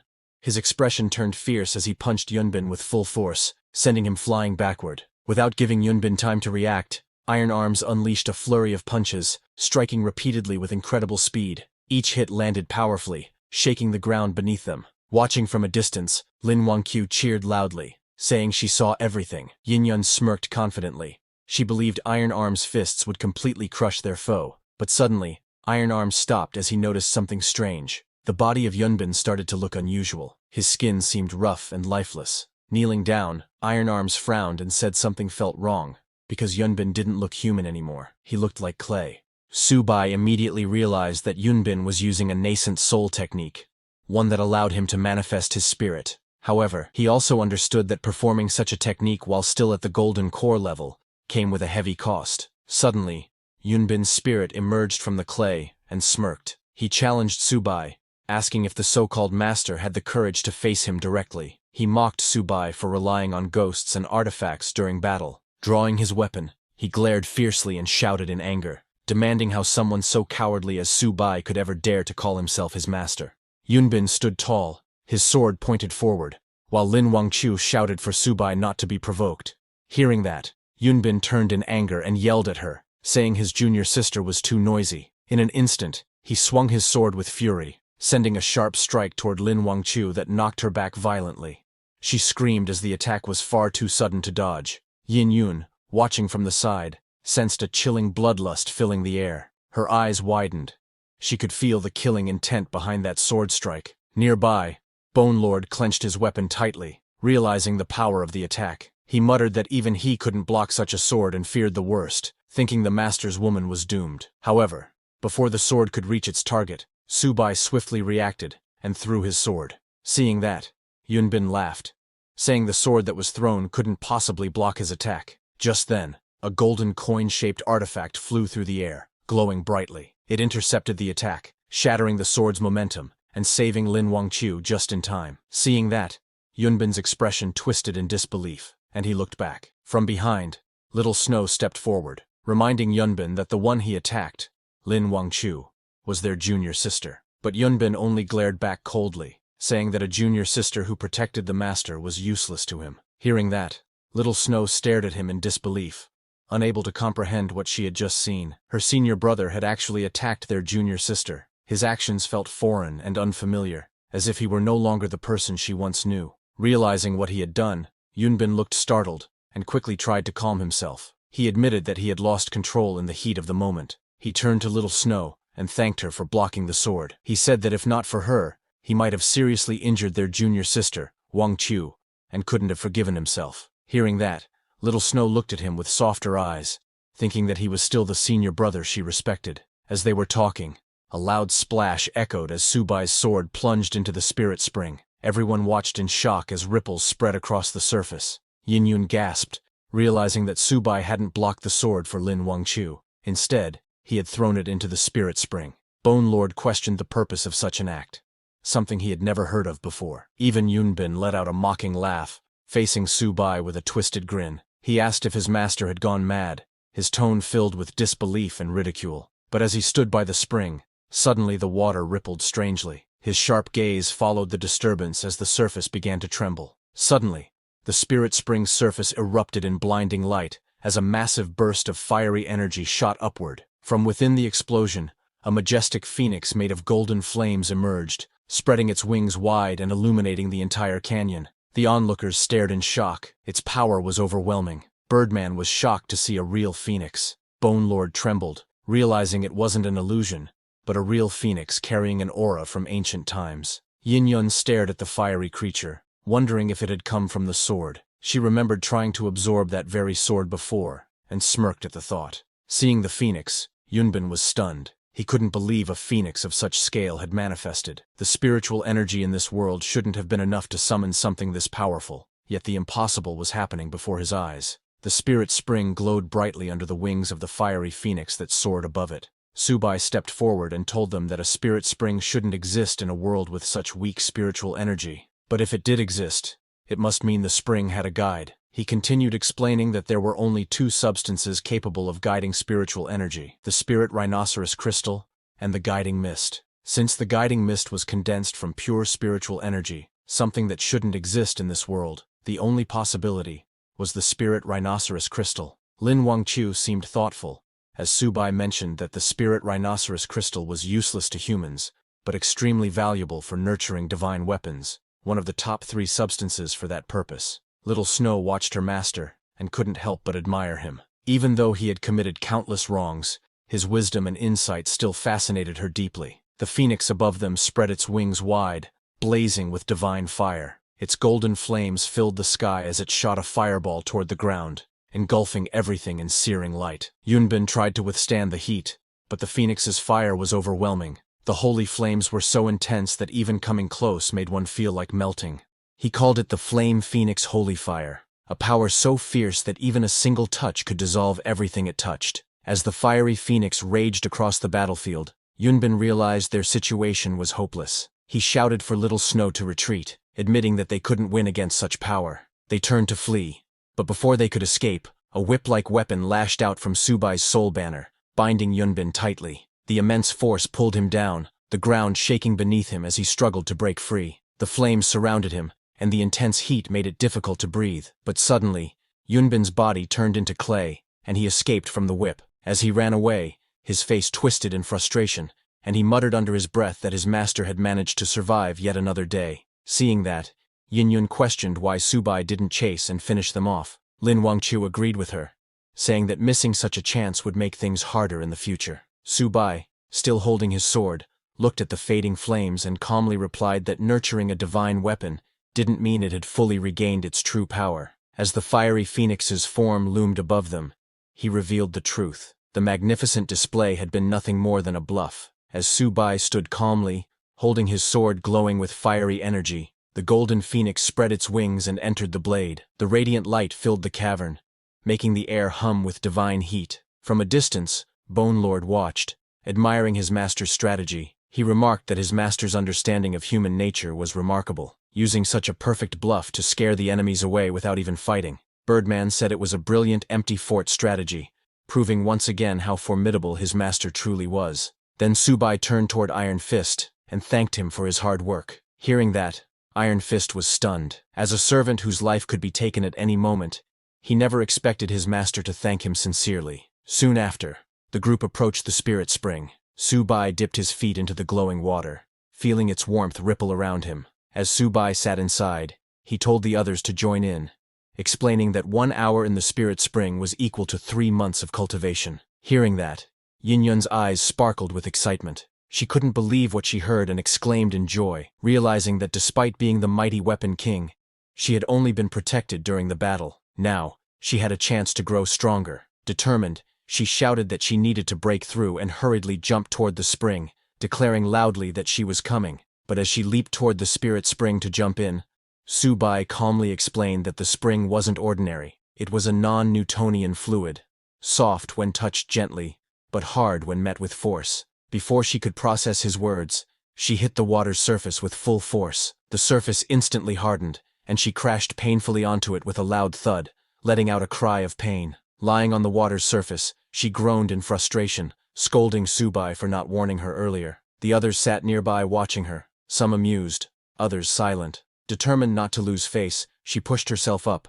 muttering that she wouldn't fall for anyone's smooth talk. Meanwhile, Bone Lord and Birdman soaked in the spirit spring nearby, steam rising around them. They let out satisfied sighs, saying it felt like millions of ants were crawling through their bones and that their nerve cells were growing rapidly. At a distance, Iron Fist watched Subai quietly. He thought about how strange it felt to serve someone after being his own master for so long, but to his surprise, he realized that following Subai didn't feel bad at all. Inside the spring, Yin-Yun relaxed as the warmth spread through her body. The pain she had felt before disappeared, replaced by a tingling sensation. Her eyes glimmered as she sensed her power stirring once more. She was on the verge of a breakthrough. Lin Wangchu sat at the edge of the spirit spring, her expression firm with determination. She clenched her fists and told herself that she needed to awaken too. She couldn't keep holding Subai back. As her feet touched the glowing water, a wave of warmth spread through her body. She gasped softly, feeling both surprised and comforted by the strange sensation. Her entire body began to react, as if something deep inside her was awakening. Immediately, memories started to surface. Visions of Subai's teachings filled her mind. She remembered his lessons, their battles together, slaying demons and exorcising evil across the land. The scenes grew darker. Corpses piled high, natural disasters ravaged the world, and countless lives were lost. Her eyes snapped open, trembling as realization struck her. The man she admired, Subai, appeared in her memories not as a savior, but as the cause of endless calamity. Her voice shook as she muttered his name. Then, in a moment of awakening clarity, she corrected herself. He wasn't just Subai, he was her master. Anger surged within her. She stood up in the water, glaring fiercely. In her mind, she accused him of spreading chaos, causing disasters, and making millions homeless. In fury, she called him what she now believed him to be, a demon. As the energy within the spirit spring surged, Subai opened his eyes, sensing a shift inside his body. The system window appeared before him. His realm had advanced to the early golden core stage. A faint smile formed as he realized he had finally broken through. Golden light pulsed within his body. The energy channels inside him felt smoother, his senses sharper. Everything around him, every sound, every ripple, felt clearer and more alive than ever before. He looked around and noticed the others in the spring, his servants and undead. Their emotions and thoughts seemed to echo faintly in his mind. He could sense their contentment, their acceptance of him as their master. He nodded slightly, realizing that to lead them properly, one needed both kindness and authority, reward and discipline. That balance, he thought, was the key to control. Just then, his calm expression shifted as he noticed Lin Wangchu nearby. She stared at him with a troubled look, her hand trembling slightly. A sudden memory and confusion clouded her gaze. She stood up, clenching her teeth. The aura around her flared as she called out her weapon. Flames burst forth, and her sword materialized with a flash. "Phoenix Cry!" she shouted, her killing intent filling the air. She raised the weapon, pointing it at Subai. Her voice was sharp and trembling with anger. She called Subai master, then corrected herself and called him a demon, saying he should have died long ago. Lin Wangchu's eyes burned with fury as she lunged forward, her weapon igniting in brilliant flames. She screamed for him to give her his life, the fiery aura swirling around her like wings of destruction. Subai stood calmly in the spring, watching her approach. The heat from her attack rippled through the air, shaking the ground beneath them. Nearby, the others reacted in shock. Yin-Yun gasped, unable to believe what she was seeing. She couldn't understand what was going on. Why was little sister Lin attacking Mr. Subai? Iron Fist was equally stunned and shouted that she was just an ordinary person a moment ago. How did she suddenly become so powerful? Even the Bone Lord, usually fearless, began to panic. He turned to Birdman, saying their master might not be able to block that strike. Birdman nodded nervously, saying it was over. They were doomed again. Seeing Lin Wangchu coming, Subai analyzed the situation calmly. Lin Wangchu had just regained her past memories, and her current strength should have only reached the foundation establishment stage. However, her sword, Phoenix Cry, was her personal weapon, and it had just absorbed the spirit rhinoceros crystal, making it far more powerful than before. He realized this attack was overwhelming. The sword strike was too strong for him to block in his current state, unless he took a desperate measure. His eyes hardened with resolve. He thought that if he couldn't stop her attack any other way, he would self-destruct his golden core and rebuild it later. That was his only option. As Lin Wangchu lunged forward with blazing energy, her sword roared with fiery power. Su-bai got ready to face it head-on. He released his power, the entire spring erupting in a surge of light and flames. But just at the moment of impact, Lin Wangchu's strength suddenly vanished, and her body went limp, falling unconscious before she could understand what had happened. Su-bai stood there unharmed, the flames fading around him. In the distance, Iron Fist stared in disbelief, seeing that she had just fainted. Still tense from the battle, he sighed in relief, saying he had been ready to sacrifice himself to block her sword, only for the fight to end just like that. Su-bai stood calmly at the edge of the spirit spring, looking down at the unconscious Lin Wangchu floating on the water. Her weapon still rested in her hand. Turning to Bone Lord, Su-bai ordered him to go check what trick she was up to. Bone Lord nodded. It stepped forward, lowering its bony hand into the water to inspect her condition. After a moment, Bone Lord raised its head and spoke in a deep voice, telling Su-bai that her brain's neural pathways had been blocked. That's what caused her to lose consciousness. It seemed to be some kind of mental control technique. Hearing that, Su-bai's eyes narrowed. Mental control, he repeated quietly, piecing it together. He then remembered Shen Yunbin, the man who had mastered the dark art of manipulating others' minds. Su-bai thought he should thank Shen Yunbin for this, as he had perfected the evil cultivation's neural control technique. Su-bai reached down and grabbed Lin Wangchu's sword. His expression turned cold, and he pointed the sword toward Lin Wangchu, thinking that since her memories had returned, there was no reason to keep her around. He raised the sword, the sharp edge reflecting a dim light. But before he could act, his companion's loud cry echoed through the air, asking him to stop.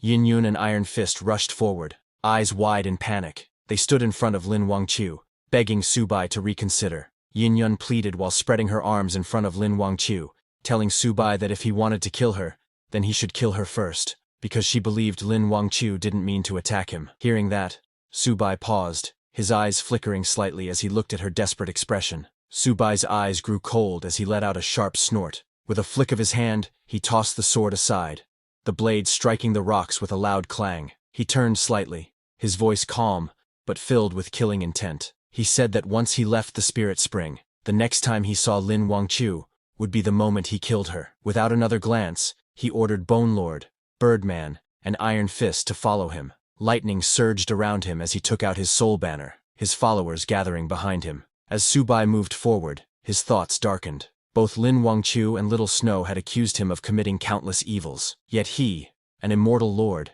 had never done such things. He hadn't saved every being, but neither had he harmed them. He believed Shen Yunbin had framed him more than anyone else. Su-bai then jumped into the spirit spring. Once underwater, his expression turned grim. He thought about his ungrateful disciple Shen Yunbin, and those female disciples who had tried to kill him. If he didn't kill them, they would kill him first. Determined, he clenched his weapon tighter, thinking that since he needed more power, he would seize every chance to gain it. As he swam deeper, he noticed something strange. The spirit spring wasn't just a legend. Beneath its depths lay an entrance to other worlds. The unknown below shimmered with both danger and possibility. As he reached the ground, his eyes sharpened as glowing crystals illuminated the underwater path. He was shocked to see that place, his gaze fixed ahead as he descended into the mysterious realm. As Su-bai swam deeper into the glowing green depths of the spirit spring, the light of the crystals guided his way. The walls around him shimmered like jade, and ancient runes glowed faintly beneath the water. He reached out his hand and pressed it against the shining wall. The moment his palm touched it, the wall trembled and began to open, releasing waves of powerful spiritual energy. A strong current surrounded him, twisting and surging with force. The energy pulsed violently as his body endured the pressure. Su-bai clenched his teeth, holding firm against the storm of spiritual power. Suddenly, he felt a shock run through him and grunted in pain as light exploded around him. When the energy finally settled, he looked around in awe. The air was thick with spiritual energy, so dense it almost felt tangible. It was on the same level as the previous immortal realm. But soon, he realized something was wrong. The energy wasn't pure. It carried traces of poison. He narrowed his eyes, covering his mouth as he thought. He couldn't absorb this energy directly. Still, with his body's resistance, he could endure it for at least an hour. Just then, faint buzzing sounds echoed through the glowing mist. Su-bai lifted his head to see dozens of strange flying insects emerging from the energy clouds, their wings sharp, their eyes glowing red. The poisonous creatures had noticed his presence. Su-bai raised his soul banner and ordered Bone Lord to attack the incoming swarm. Bone Lord came out of the soul banner and roared in response, charging forward without hesitation. With his massive weapon, Bone Lord smashed through the air, shattering several flying creatures in a single swing.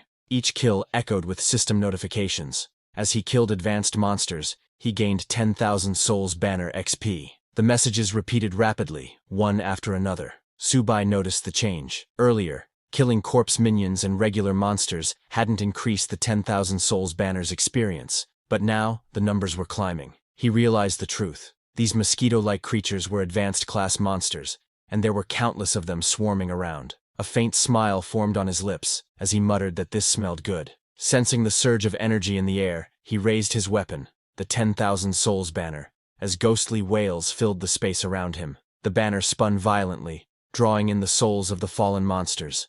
Meanwhile, Bone Lord, Birdman, and Iron Fist devoured some of those monsters' souls. Iron Fist bit down on one of the creature's souls, green liquid spilling from his mouth. He laughed, saying this was delicious, and that it felt like his strength was growing again. Bone Lord looked out in excitement, saying he saw a huge batch up ahead. Subai's eyes glinted coldly as he raised his hand and ordered them to charge and kill them all. His army roared in excitement, rushing forward as the air filled with the sound of wings breaking and the cries of the damned. The 10,000 Souls Banner began to glow brightly as its level rose to 6. A system message appeared, revealing its new ability. It could now pull in 100 souls at once, forcing them to battle among themselves until only the strongest remained. The victorious soul would then stabilize and take up a regular undead slot. Subai looked at the glowing banner and smiled, saying this was interesting. With energy swirling around him, he raised the banner high and commanded, "Spirits, come forth!" The 10,000 Souls Banner unleashed a powerful force.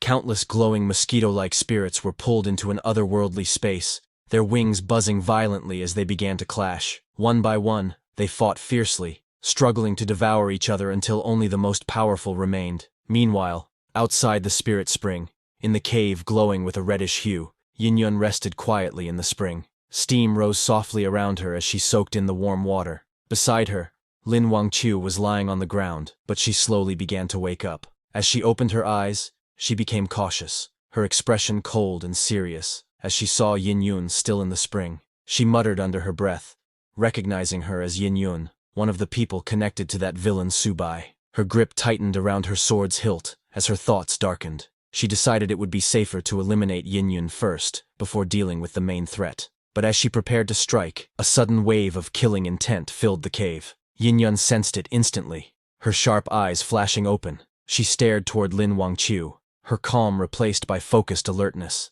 In that moment, Yin-Yun realized Lin Wangqiu had changed. She was no longer the kind or innocent girl she once knew. Yin-Yun clenched her weapon underwater, annoyed at herself for saving Lin earlier. She thought she should have left her to Subai. Still, if Lin dared to attack, she was ready to strike back and break her leg in a single blow. Lin Wangqiu raised her sword, ready to act, but hesitation filled her mind. Her thoughts wavered. A villain is a villain, but Yin-Yun is Yin-Yun, so why can't I do it? Her hands trembled slightly as reason returned to her eyes. Lowering the blade, she whispered to herself that she couldn't recklessly kill the innocent, even in a world full of enemies. As Lin Wangqiu turned to leave the cave, Yin-Yun, still in the hot spring, looked up in surprise and asked where she was going. Lin didn't answer. Her steps were unsteady, her hand pressed against her head as she muttered in pain. She remembered the time Yunbin pointed his sword at her. Her expression darkened as she realized Yunbin was determined to kill her. Thinking of her past, Lin Wangqiu's heart twisted.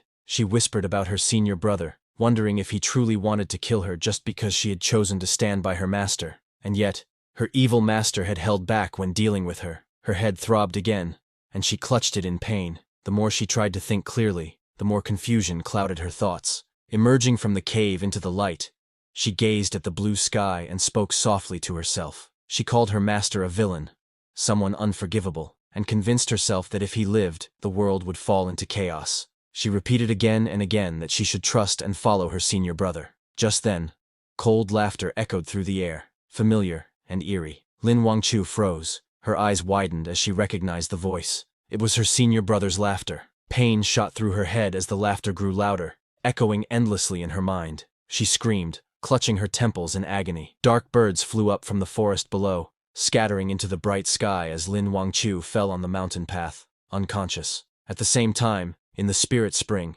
as the 10,000 Souls Banner spun in midair, violent energy surged throughout the area. The air trembled as countless souls trapped within the banner clashed against one another in a chaotic storm of power. Subai sat calmly at the center of it all, eyes closed, while his Bone Lord stood guard beside him. The battle between the gathered souls intensified, bright bursts of blue light erupting in every direction.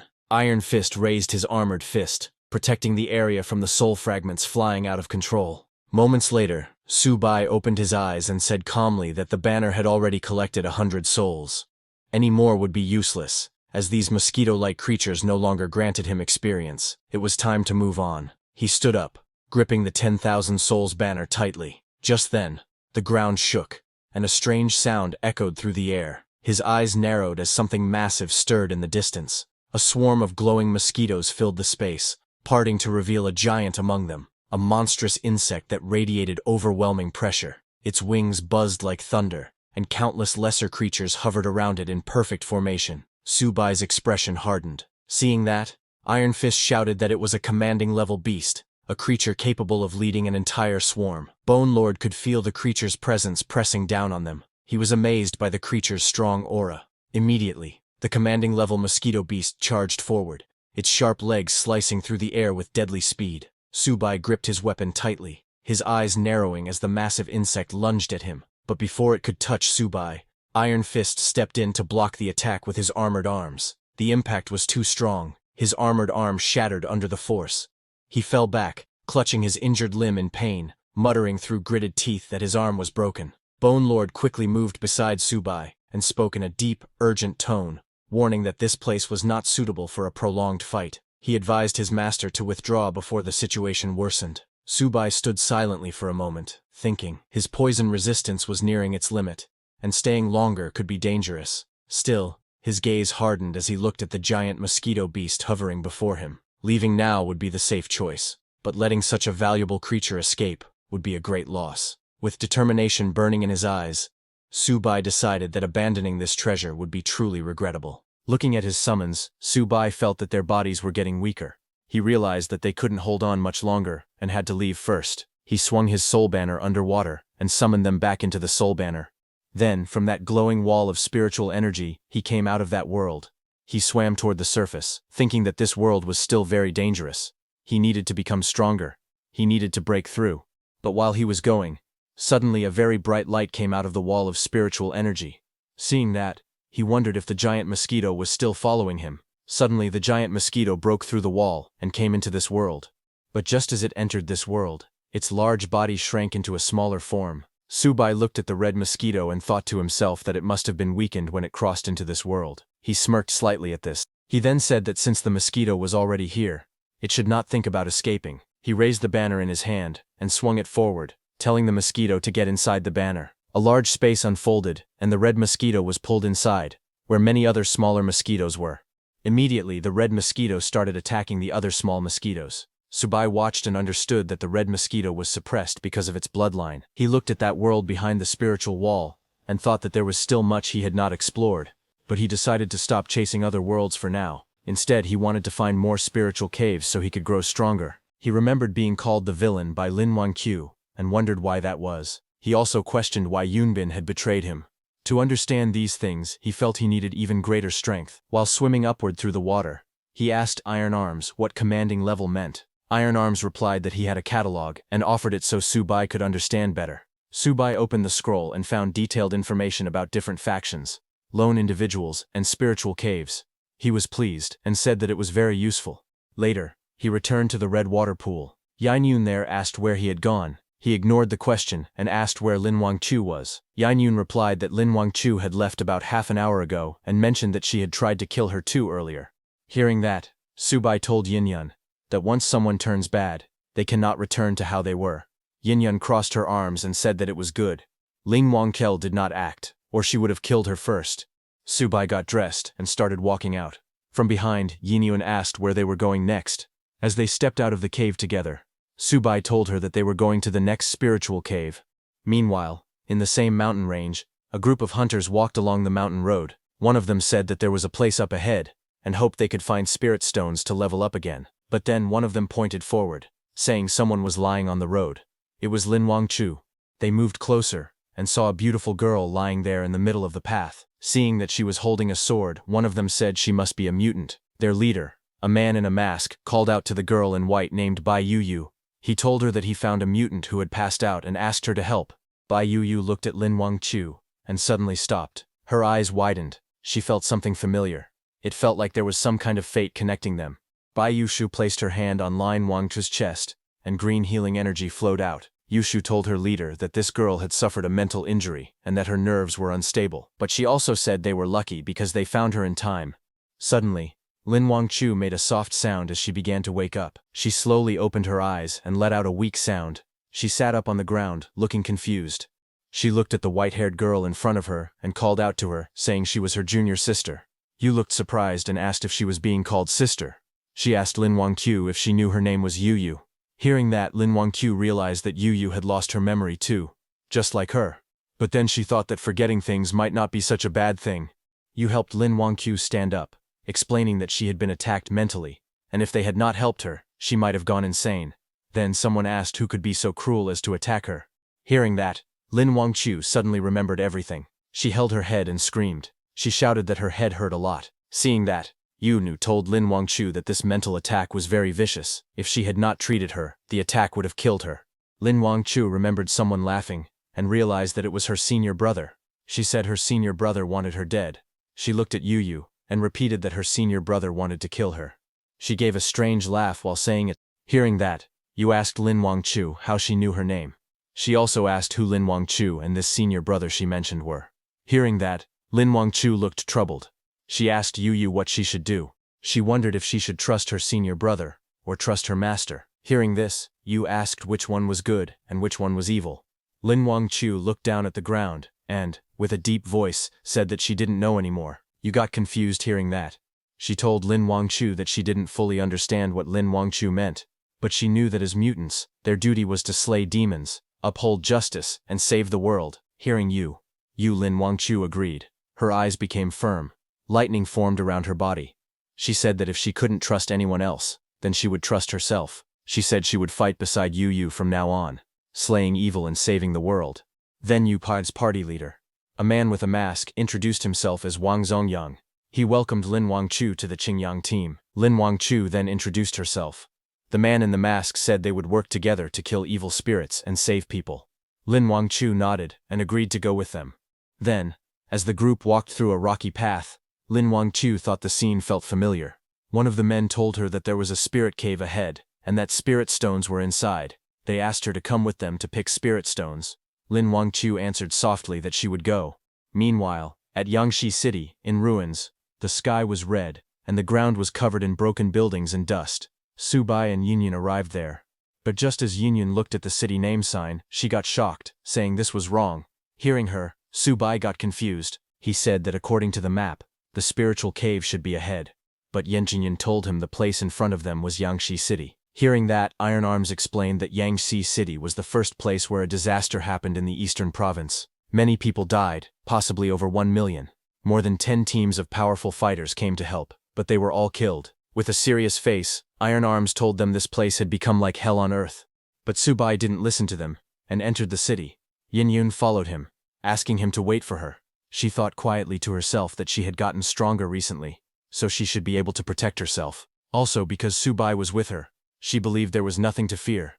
Then suddenly zombies appeared. There were thousands of them. Seeing them, Yunjin thought that although these zombies were not very strong, their number was huge. But without any hesitation, Su Bai walked into the ruined city. Yunjin was very nervous because they had just entered the city. Suddenly, a message appeared in front of Su Bai, saying that the Ghoul cultivation was complete, and the Ghoul King had been created. It asked if he wanted to take it. He chose to accept it. Another message said the collection was complete, and now 1 ordinary undead had been collected out of 10.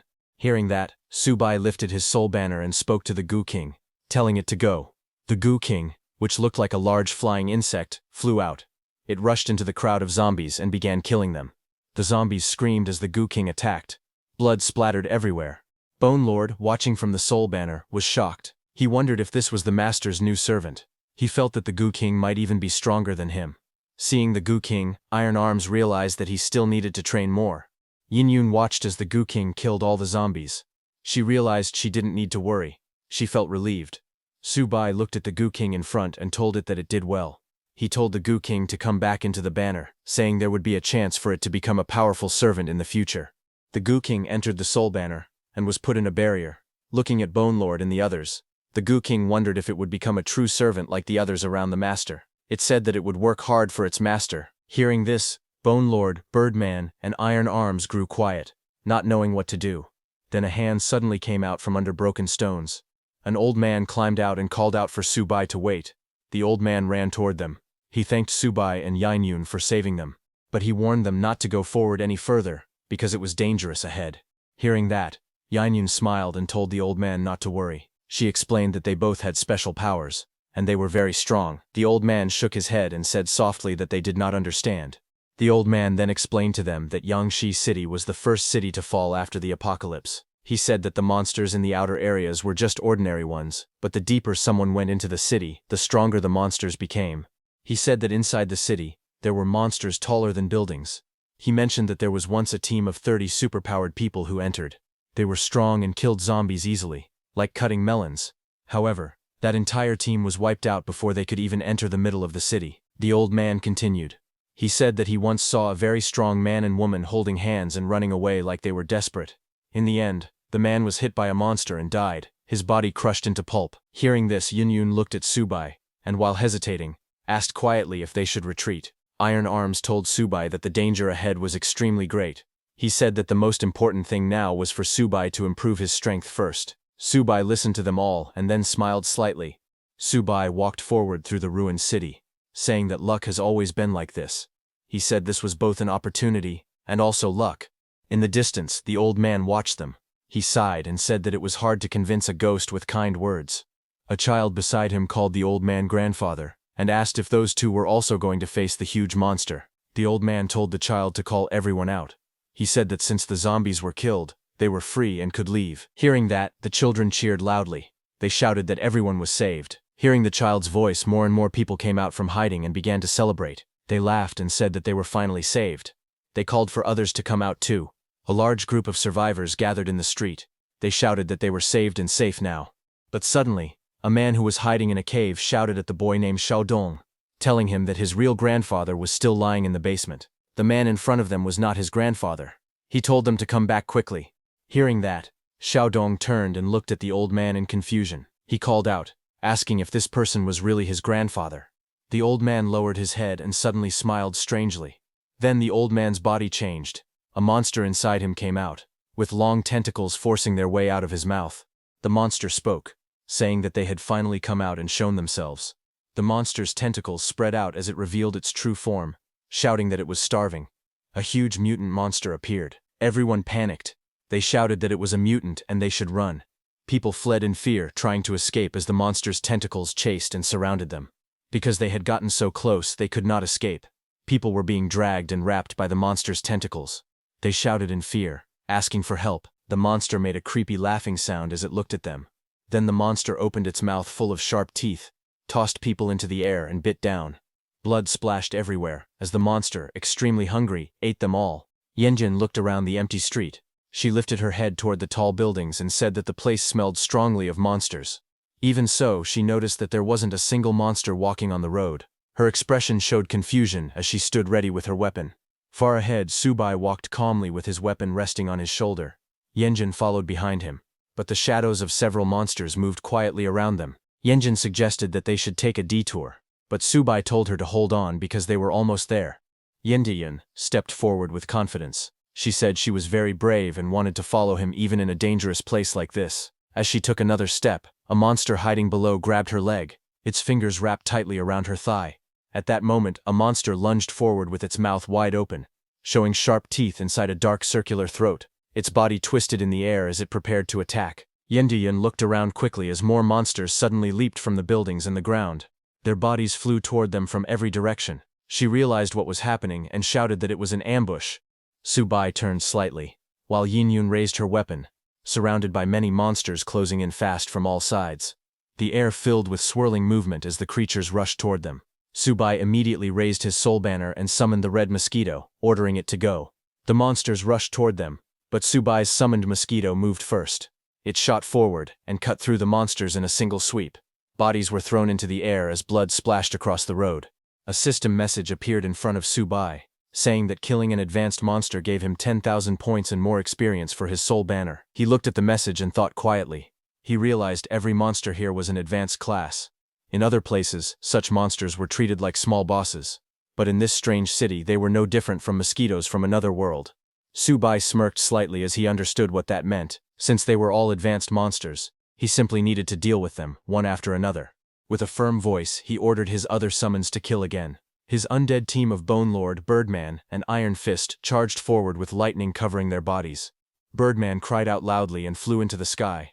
Its scream created a powerful sound wave that spread through the streets. The monsters below clutched their heads and screamed as the sonic attack shook the whole area. Sujai watched Birdman and smiled. He told it that its sonic power had become much stronger.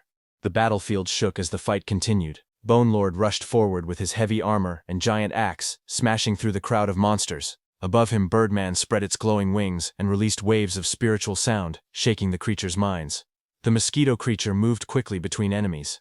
Its movements were sharp and hard to follow, stabbing monsters from every angle.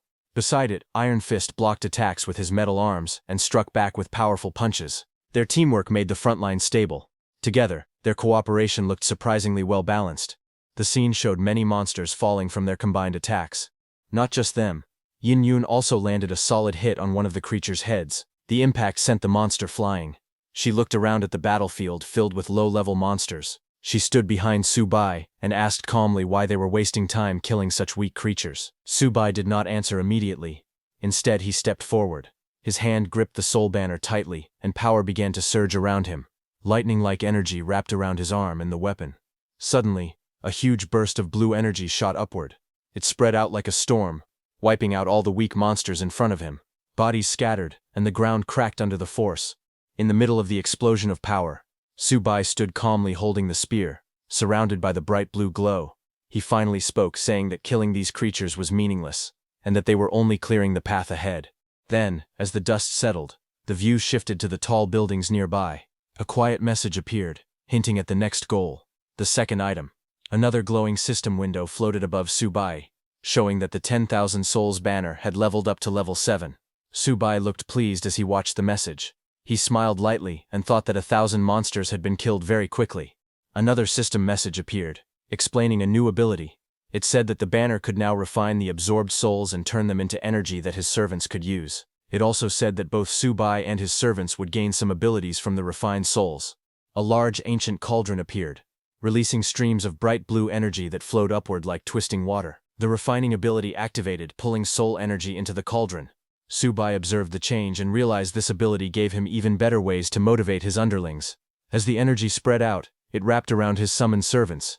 Bone Lord clenched his fist and said he could feel his strength recovering quickly. Iron Fist also felt thrilled, saying it was more than recovery, he felt like he was improving. The Birdman flapped its glowing wings and happily let out loud quacking sounds, shouting that it felt extremely powerful and high in energy. Meanwhile, the mosquito creature flew into a horde of monsters and sliced through them, killing many in a single sweep. Blood sprayed everywhere as the creature tore through the enemies with increasing speed. It hoped that by doing so, it could eventually become Subai's official servant. On the other hand, Yen rushed forward with great speed. She swung her leg hard and kicked a large monster, sending blood flying in the air. After the fight, she stood in the battlefield with sweat on her skin. Her clothes were torn, and she held a wooden stick in her hand. She thought that all the constant killing had made her bones and muscles feel weak, but at the same time she felt her body finally absorb all the remaining spiritual spring. She wondered if this was Subai's true intention. She looked at Subai's back and with a smile thanked him for helping her grow. She then softly said his name, Subai, and declared in her mind that she, Chuan Yen Yun, would stay committed to him for the rest of her life. As she stood there, that old man from before called out to them from far away, shouting, "Young man!" The old man slowly walked toward them with a cane, wincing in pain, while the destroyed street and fallen bodies lay around him.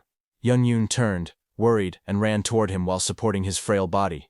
Subai looked back at them without speaking, while the old man struggled forward with a cane, groaning in pain. Yen Yun asked the old man why he had come. The old man replied that he simply couldn't leave them by themselves. With a tired smile, he told them that they were the strongest ability users he had ever met, but he warned them not to move any farther ahead. Subai listened to the old man in silence, his expression becoming serious.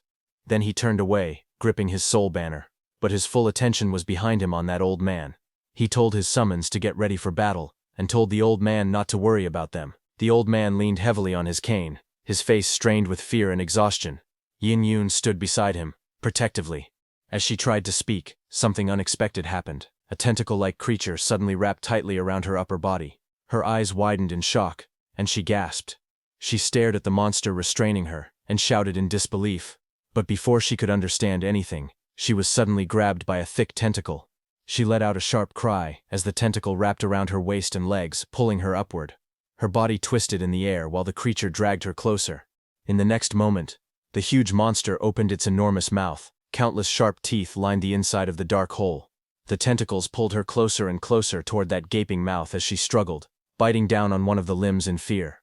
Far below, Subai rushed forward. Blue lightning wrapped around his soul banner and crackled wildly as he prepared to attack. His body shot upward with incredible speed, surrounded by streaks of electricity. The soul banner extended forward, glowing brighter as he rose high into the sky. He struck downward with a powerful blow.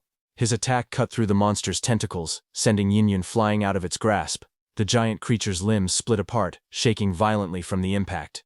Yin Yun fell through the air, her body spinning, while Subai dived down beneath her, trying to reach out to catch her. His one knee pressed against the street as he caught her safely in his arms before hitting the ground.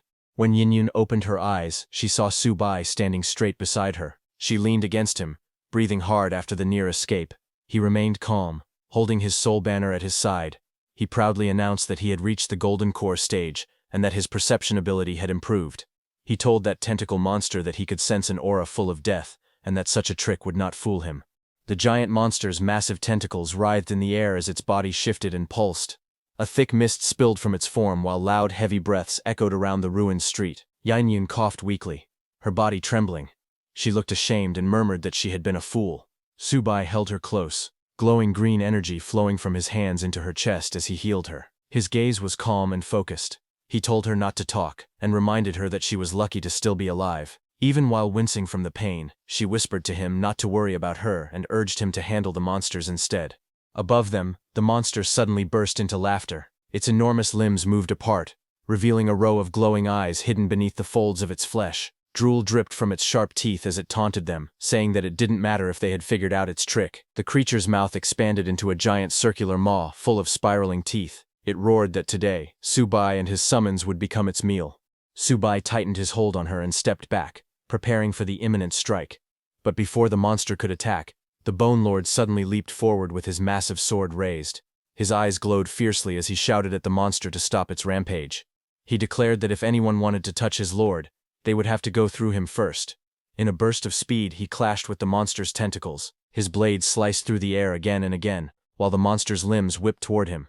The street shook from the impact. Bone Lord laughed boldly, saying this was simply how he fought.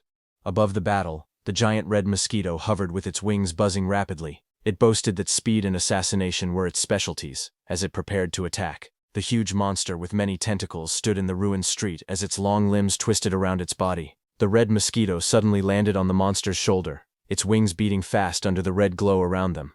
The monster did not react at first. The mosquito lowered its needle-like mouth and jabbed it into the monster's flesh. Blood splashed out as the sharp needle broke the skin.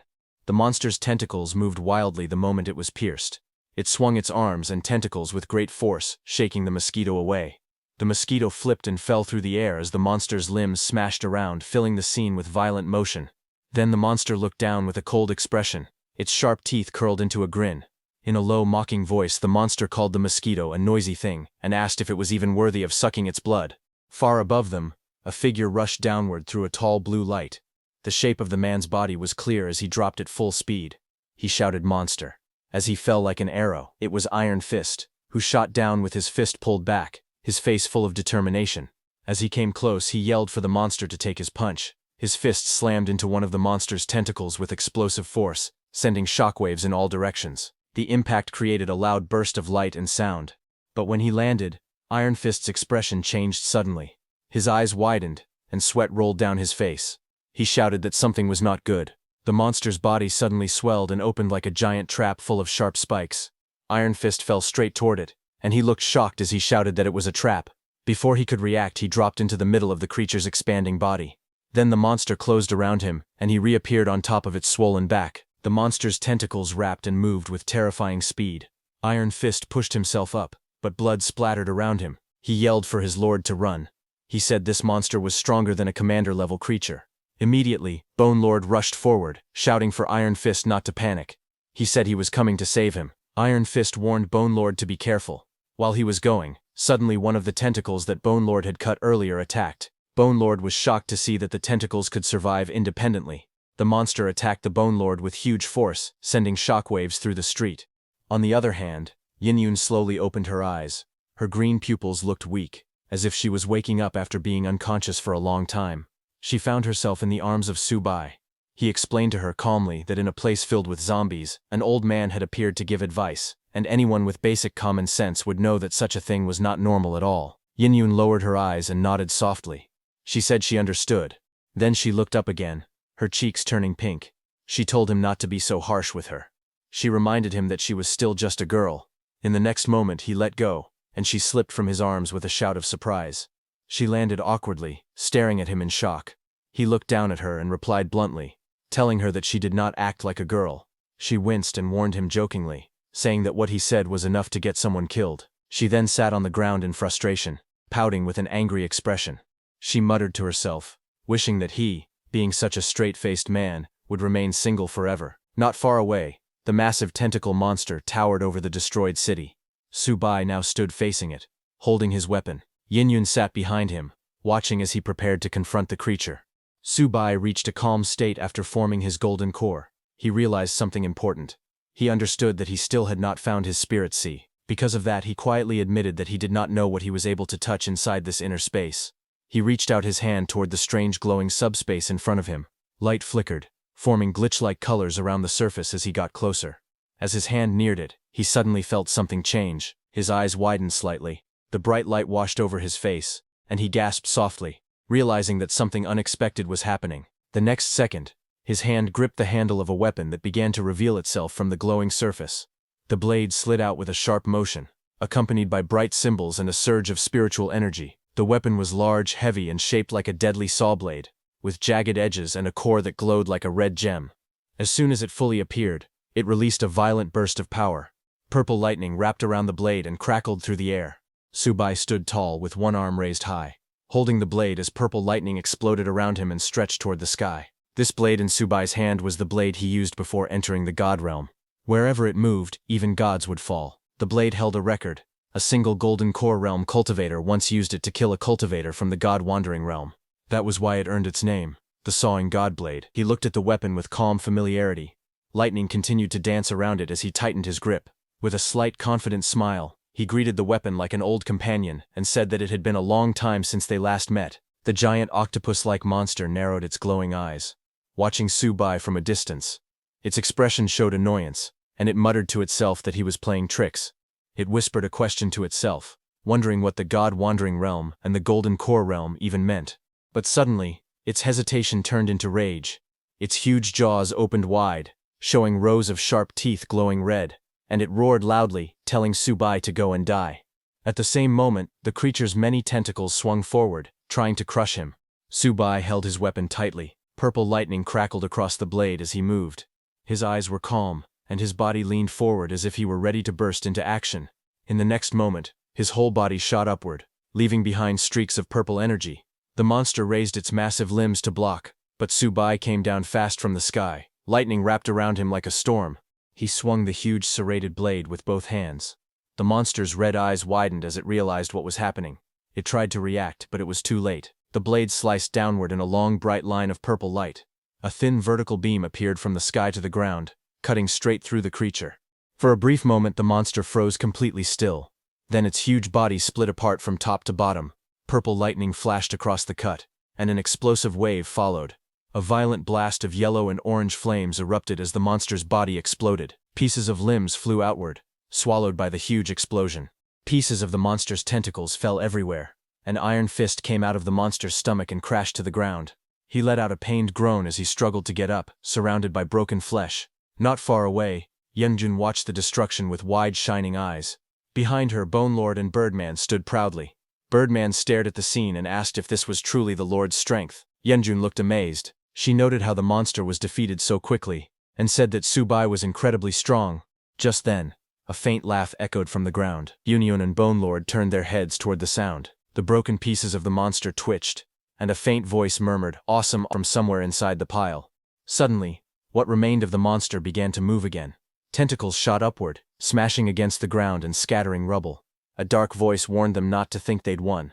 From the dust, a new shape rose. What looked like part of the creature's body reformed itself, pulling together into a massive figure. The monster muttered the words, "My body," as it rebuilt. Dust swirled around its frame as it stood tall again. The next moment, its eyes glowed fiercely, its huge mouth stretched open, filled with sharp teeth. The voice grew louder, screaming that its body was invincible. The monster looked excited, and said in a dark tone that it could be invincible, and laughed. Subai stood in front of the creature. He looked calm, and asked the monster whoever said he wanted to kill it. He explained that he only acted to save Iron Fist. Iron Fist was struggling on the ground as Subai told him to get up. Iron Fist realized that his lord Subai had saved him on purpose. He clenched his fists and promised that he would not let the lord down. Subai stared at the monster and let out a short fun. He said that if he guessed correctly, someone would probably kill the creature. He said that with a dark mocking tone, the monster's red eyes narrowed as it listened, anger building up inside it. Then it suddenly shouted for Subai to become its food. It said loudly that it wanted to evolve. The monster floated above the ruined street, its eyes glowing red. It shouted that it wanted to become a disaster-level monster. Its long tentacles swung wildly in the air. Below, Subai, carrying Yunyun, immediately turned around. Holding her close, he pushed forward, running with her as fast as he could. Subai ran very fast, making Yunyun fly into the air as he dragged her with him. The monster roared behind them, telling them to stop running forward. It warned them that if they went any further, they would be doomed. But after a few more steps, Subai's feet suddenly stopped, and he stood firmly on the ground. He turned around, facing the monster. As he walked back hand in hand with Yunyun, he laughed and said that the one doomed should be the monster instead. Hearing that, the monster stopped there. The monster's eyes widened in shock. It stared forward, trembling as it asked Subai what this meant. The monster slowly turned its gaze and looked up. It saw a shadow on top of a building looking at him, surrounded by bright light. As the octopus-like monster lifted its head, its four glowing eyes widened in surprise. It watched as a tall shape emerged from inside the light. The figure's outline grew clearer. It was a giant mantis monster, its huge red eyes shining fiercely. The mantis opened its jaws and let out a sharp, violent screech. Its wings shook the air as it dropped toward the ground, smashing into the street with explosive force. Cracks burst across the floor beneath it as dust shot upward. The mantis monster jumped with lightning speed to attack the octopus monster. The mantis monster swung its long blade-like arms, slashing at the octopus creature. Its movements were fast and furious. The octopus monster recoiled, raising several tentacles to block the sudden attack. But the mantis kept pressing forward, its sharp limbs cutting through the octopus monster's tentacles again and again. The octopus monster stepped back and shouted angrily. It told the mantis monster to leave, saying its food had escaped because of him. But the mantis didn't back down. Instead, it laughed coldly and said it was ridiculous for the octopus monster to tell him to leave his own territory. The two giant monsters glared at each other under the red-tinted sky. One stood on its long insect legs, blades raised. The other crouched low behind its many tentacles, its white eyes burning brighter with rage. A fierce fight between monsters was about to begin. The octopus monster floated above the ruined street, its tentacles hanging in the air. Its glowing red eyes looked down as it spoke, saying that it did not want to be the mantis monster's enemy. But it had just drunk the blood of hundreds of humans. Below, the large mantis monster stood on a broken rooftop, staring up at the octopus. But seeing that the mantis was still not backing down, the octopus suddenly swung its huge tentacles and rushed forward. It shouted loudly that it was not afraid. Hiding between two buildings, Subai and Yunhyun stood together, looking up as the giant tentacles crashed down in front of them. The street around them shook from the impact. Yunhyun held her weapon tightly and asked Subai what that giant mantis was. Subai looked serious and told her it was the boss of this area. Subai then explained that earlier, the octopus monster had transformed into an old man to stop them from moving forward. This meant something ahead was scaring the octopus. Because of that, he decided to keep going forward. He smiled slightly and told her that this was why he said that someone was going to kill the octopus monster. Yunhyun beside him was amazed to hear that. Meanwhile, the octopus monster wrapped its tentacles tightly around the mantis's sharp claws, trying to stop it. Dark blood splashed everywhere as the tentacles shook in pain. The mantis was using his full power to reach the octopus monster's head to kill it with his sharp claws, as the octopus monster also used its full power to stop the mantis monster. The octopus monster trembled and shouted to the mantis, telling it to listen. It said they should find Subai and kill him first. The mantis leaned forward with its sharp jaws open wide. It screamed back that it would listen, and then rushed in with wild speed. The mantis swung its long blades again and again, cutting the octopus monster's tentacles from every direction, shouting that he would eat the octopus monster first. The blades sliced through the limbs, and the octopus monster cried out. Then one tentacle burst apart with a loud sound. A puff of black matter exploded from the wound. The mantis stared as the tentacle ripped open, falling on the mantis's face. The mantis monster coughed hard as thick smoke and poison surrounded him. The giant octopus monster's tentacles moved on the ground, and the air around them smelled terrible. The mantis complained that it was too stinky. The mantis looked angry. Its eyes glowed red as it glared at the octopus. It muttered that the damage to its core was serious, and warned the octopus that it was going to die soon. But the octopus monster only laughed. Its many red eyes lit up as poison dripped from its mouth. It told the mantis that his whole body was filled with poison now, and said he shouldn't even think about surviving. Then footsteps echoed as Subai walked out of the dark passage. He carried his sword in one hand, and the soul banner with red threads in the other. Pieces of flesh and poison mist lay scattered around him. He looked at the two monsters and said they seemed very comfortable fighting each other. Subai stepped forward with a calm face, and said it was now his turn to finish them off. The octopus monster glared at the mantis again, blaming it for everything. It shouted that because of the mantis, someone else would take the final reward. The mantis only coughed again, struggling to breathe as the poison burned inside him. Then the octopus monster suddenly pulled its tentacles back and shouted that it would not play anymore. It told the others goodbye as it turned to run away. When Subai watched it fleeing through the air, he said that running would not be that easy, and the next moment the birdman swooped down with terrifying speed as Subai held onto it with one hand. Subai pointed toward the octopus and called out to Birdman. Birdman announced his master Subai's arrival as he flew toward the octopus monster. Subai raised his sword high as lightning surged inside it. He prepared to attack the octopus monster again. Seeing that, the octopus monster warned Subai not to waste time, saying it was immune to spiritual attacks. But Subai raised his weapon, and purple lightning wrapped around the blade. A blast of blue energy erupted as he swung. His attack cut through the octopus monster's body, gathering bright flames and energy around the weapon. As Subai cut down the octopus monster, he also took out the octopus monster's soul from its body with his sword. Subai stabbed the octopus monster's soul as his sword struck downward with full force. The attack rushed straight into the octopus monster's soul, and the monster's body exploded with a huge explosion of light. The octopus monster's body turned into a glowing blue soul form. It looked at itself in shock and shouted that its body was destroyed. Subai stood in front of it with his weapon.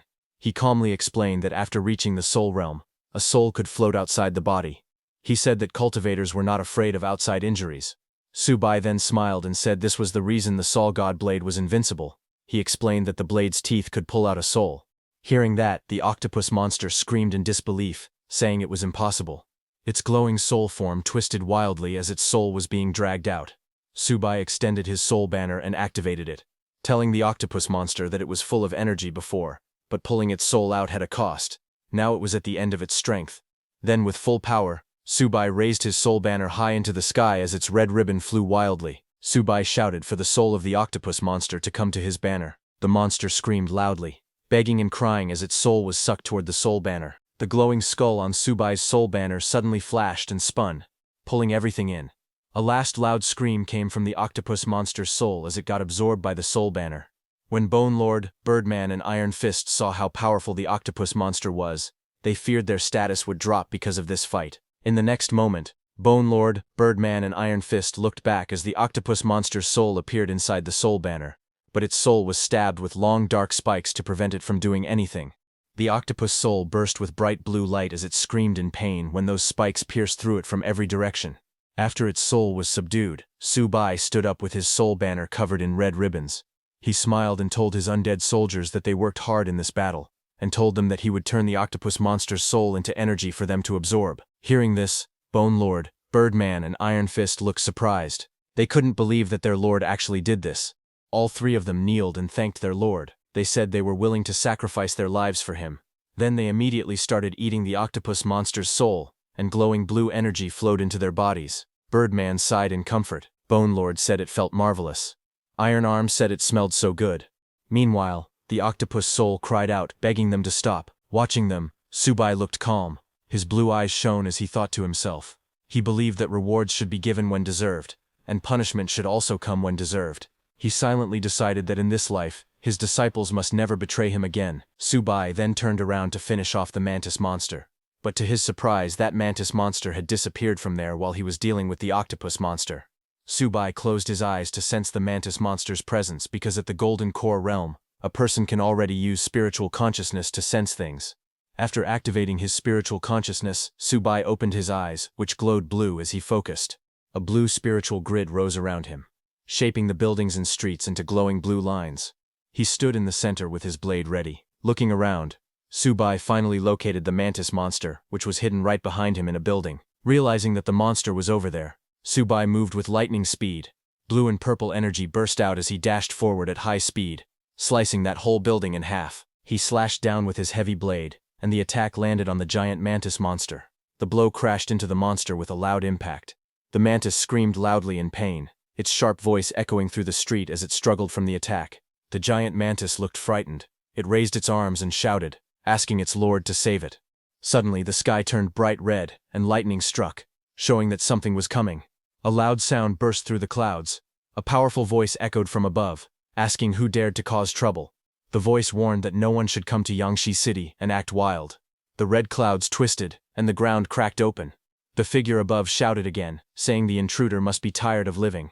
Subai looked up at the sky, and felt the heavy pressure falling on him. He realized it was the Soul Realm, and the pressure coming down was extremely strong. Suddenly, a huge fiery hand formed in the sky, as if it had shaped itself inside the clouds. Then, tearing through the clouds, that fiery hand dropped down with burning force and smashed toward the ground.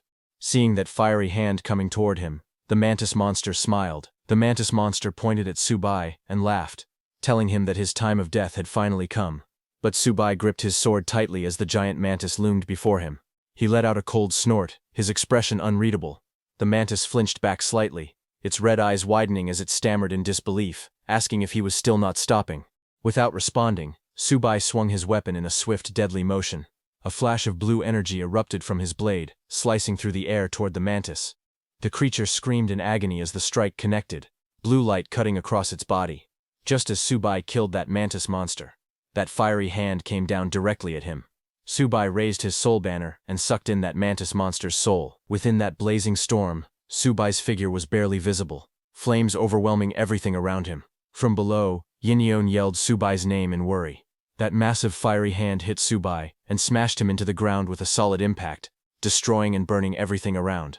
Yinyon and Subai's undead screamed for Subai as they watched that fiery hand crashing on him. The one who attacked Subai with that fiery hand was a flame-haired man, who had fierce eyes. That fiery being looked down at Subai and with a sneer declared coldly that Subai had been easily defeated. But suddenly, the flame-haired man stared ahead as his bright white eyes widened. His gaze fell to the ground as cracks spread across the broken street and blue sparks rose from inside his fiery hand. Birdman saw that and was shocked, asking if this was Subai. He was right. Inside the flames, Subai's figure slowly appeared. His body shone in bright blue light while golden flames wrapped around him. Birdman and the others watched from a distance.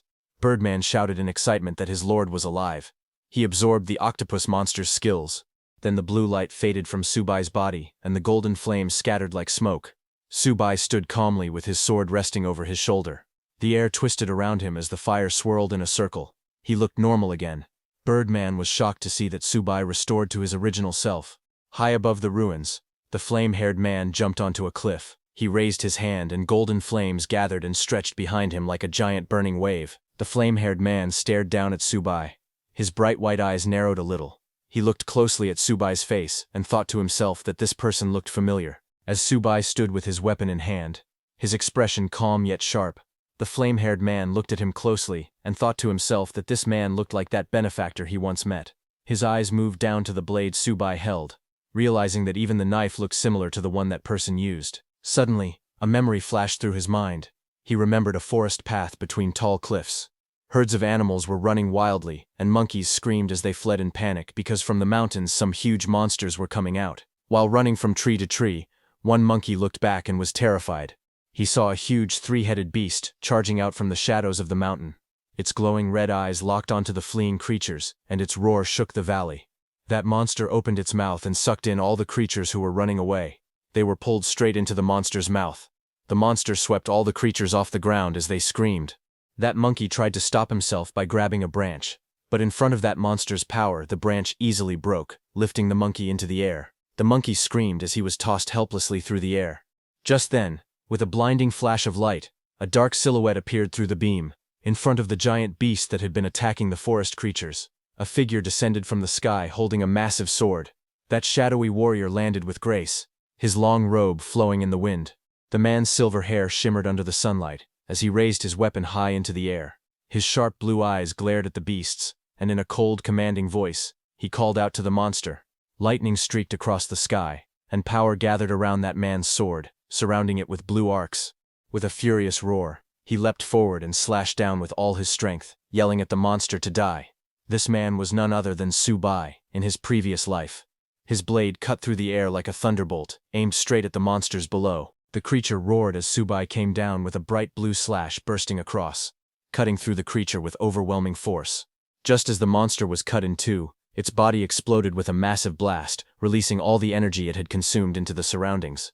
The impact threw dust and trees upward.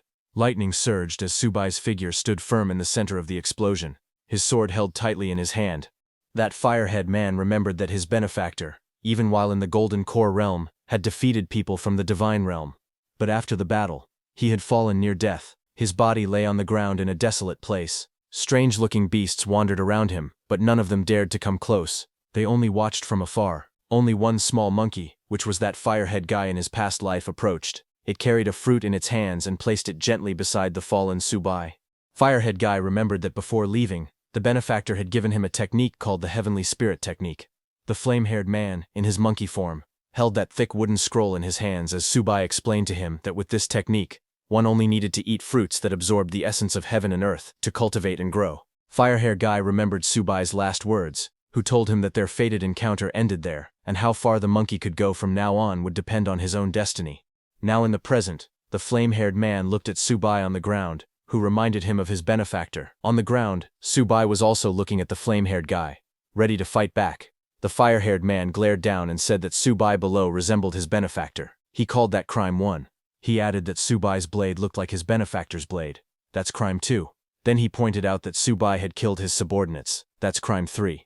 The fire-haired man raised his glowing hand and said that being able to absorb the octopus monster's abilities proved that Subai grew too fast and was a great threat. He called that crime 4. He then declared that because of all those crimes, Subai must die here today. Saying that, the flame-haired guy unleashed his attack, striking Subai and his undead with an energy slash. His attack came crashing down like a storm, its power twisting the air. The energy beam struck downward with overwhelming force. The impact wrapped around the area, the force launching Subai and his undead below into the air, slamming them through the rubble.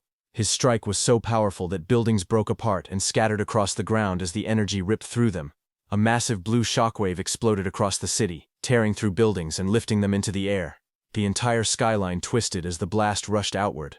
Amid the destruction, Subai and his summons were thrown backward. Yinyun, an iron fist behind him, also stumbled as the ground shattered beneath their feet. Subai held his soul banner tightly and stopped himself from falling. Bone Lord behind Subai explained that the octopus and mantis monsters were already commander level, so a disaster level creature was to be expected. Birdman, who hovered in the air, asked his master Subai if they should run, offering to fly and carry him away quickly. Subai looked at the flying monster approaching from the distance. Blue energy circled around the area. He shook his head slowly and told his undeads that against a creature of this realm, escaping was impossible. He explained that they had just absorbed 2 beings beyond commander level. Now that a disaster level threat had appeared, not fighting would be too demoralizing. So a small smile formed on Subai's lips as he raised his head and declared that they should fight. Saying that, he raised his soul banner and summoned the large mosquito monster. The mosquito monster answered loudly, saying yes, and immediately charged. The giant mosquito monster rushed forward at high speed. As it moved, it shouted loudly that it wanted to make an achievement and become an official servant. Not far away, Iron Fist stood with a serious expression. He looked up at the monster and said that wherever a disaster-level monster appeared, disaster always followed. He admitted that if he were still alive as a normal human, he would definitely turn around and run away. Iron Fist then lifted his head with a sharp gaze. He said that now Master had given him life again.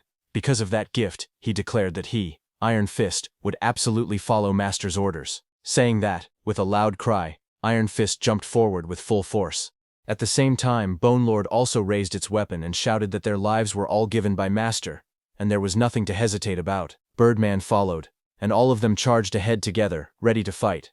A bright blue energy wave spread across the whole battlefield as Subai's undead rushed at the flame-haired guy. But the flame-haired guy stood calmly on the ground as blue energy circled around him. He raised his hand, and a huge burst of blue light wrapped around it. Then he shot that energy outward with an explosion. The shockwave pushed everything away and covered the monsters in thick blue ice. Birdman and Bone Lord were frozen mid-air. Yin-Yun and Iron Fist were also trapped inside the spreading ice. The flame-haired man looked forward with a cold smile and told them to get lost. The frozen Bone Lord, Birdman, Iron Fist, and Yin-Yun were thrown back violently, falling from that tall building. Ice shattered everywhere as they hit the ground.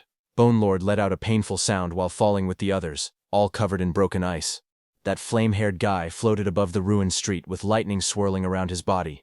Subai stood below him holding his weapon, while his summons struggled on the ground. Then the flame-haired guy came down on the ground with crackling blue energy running around him.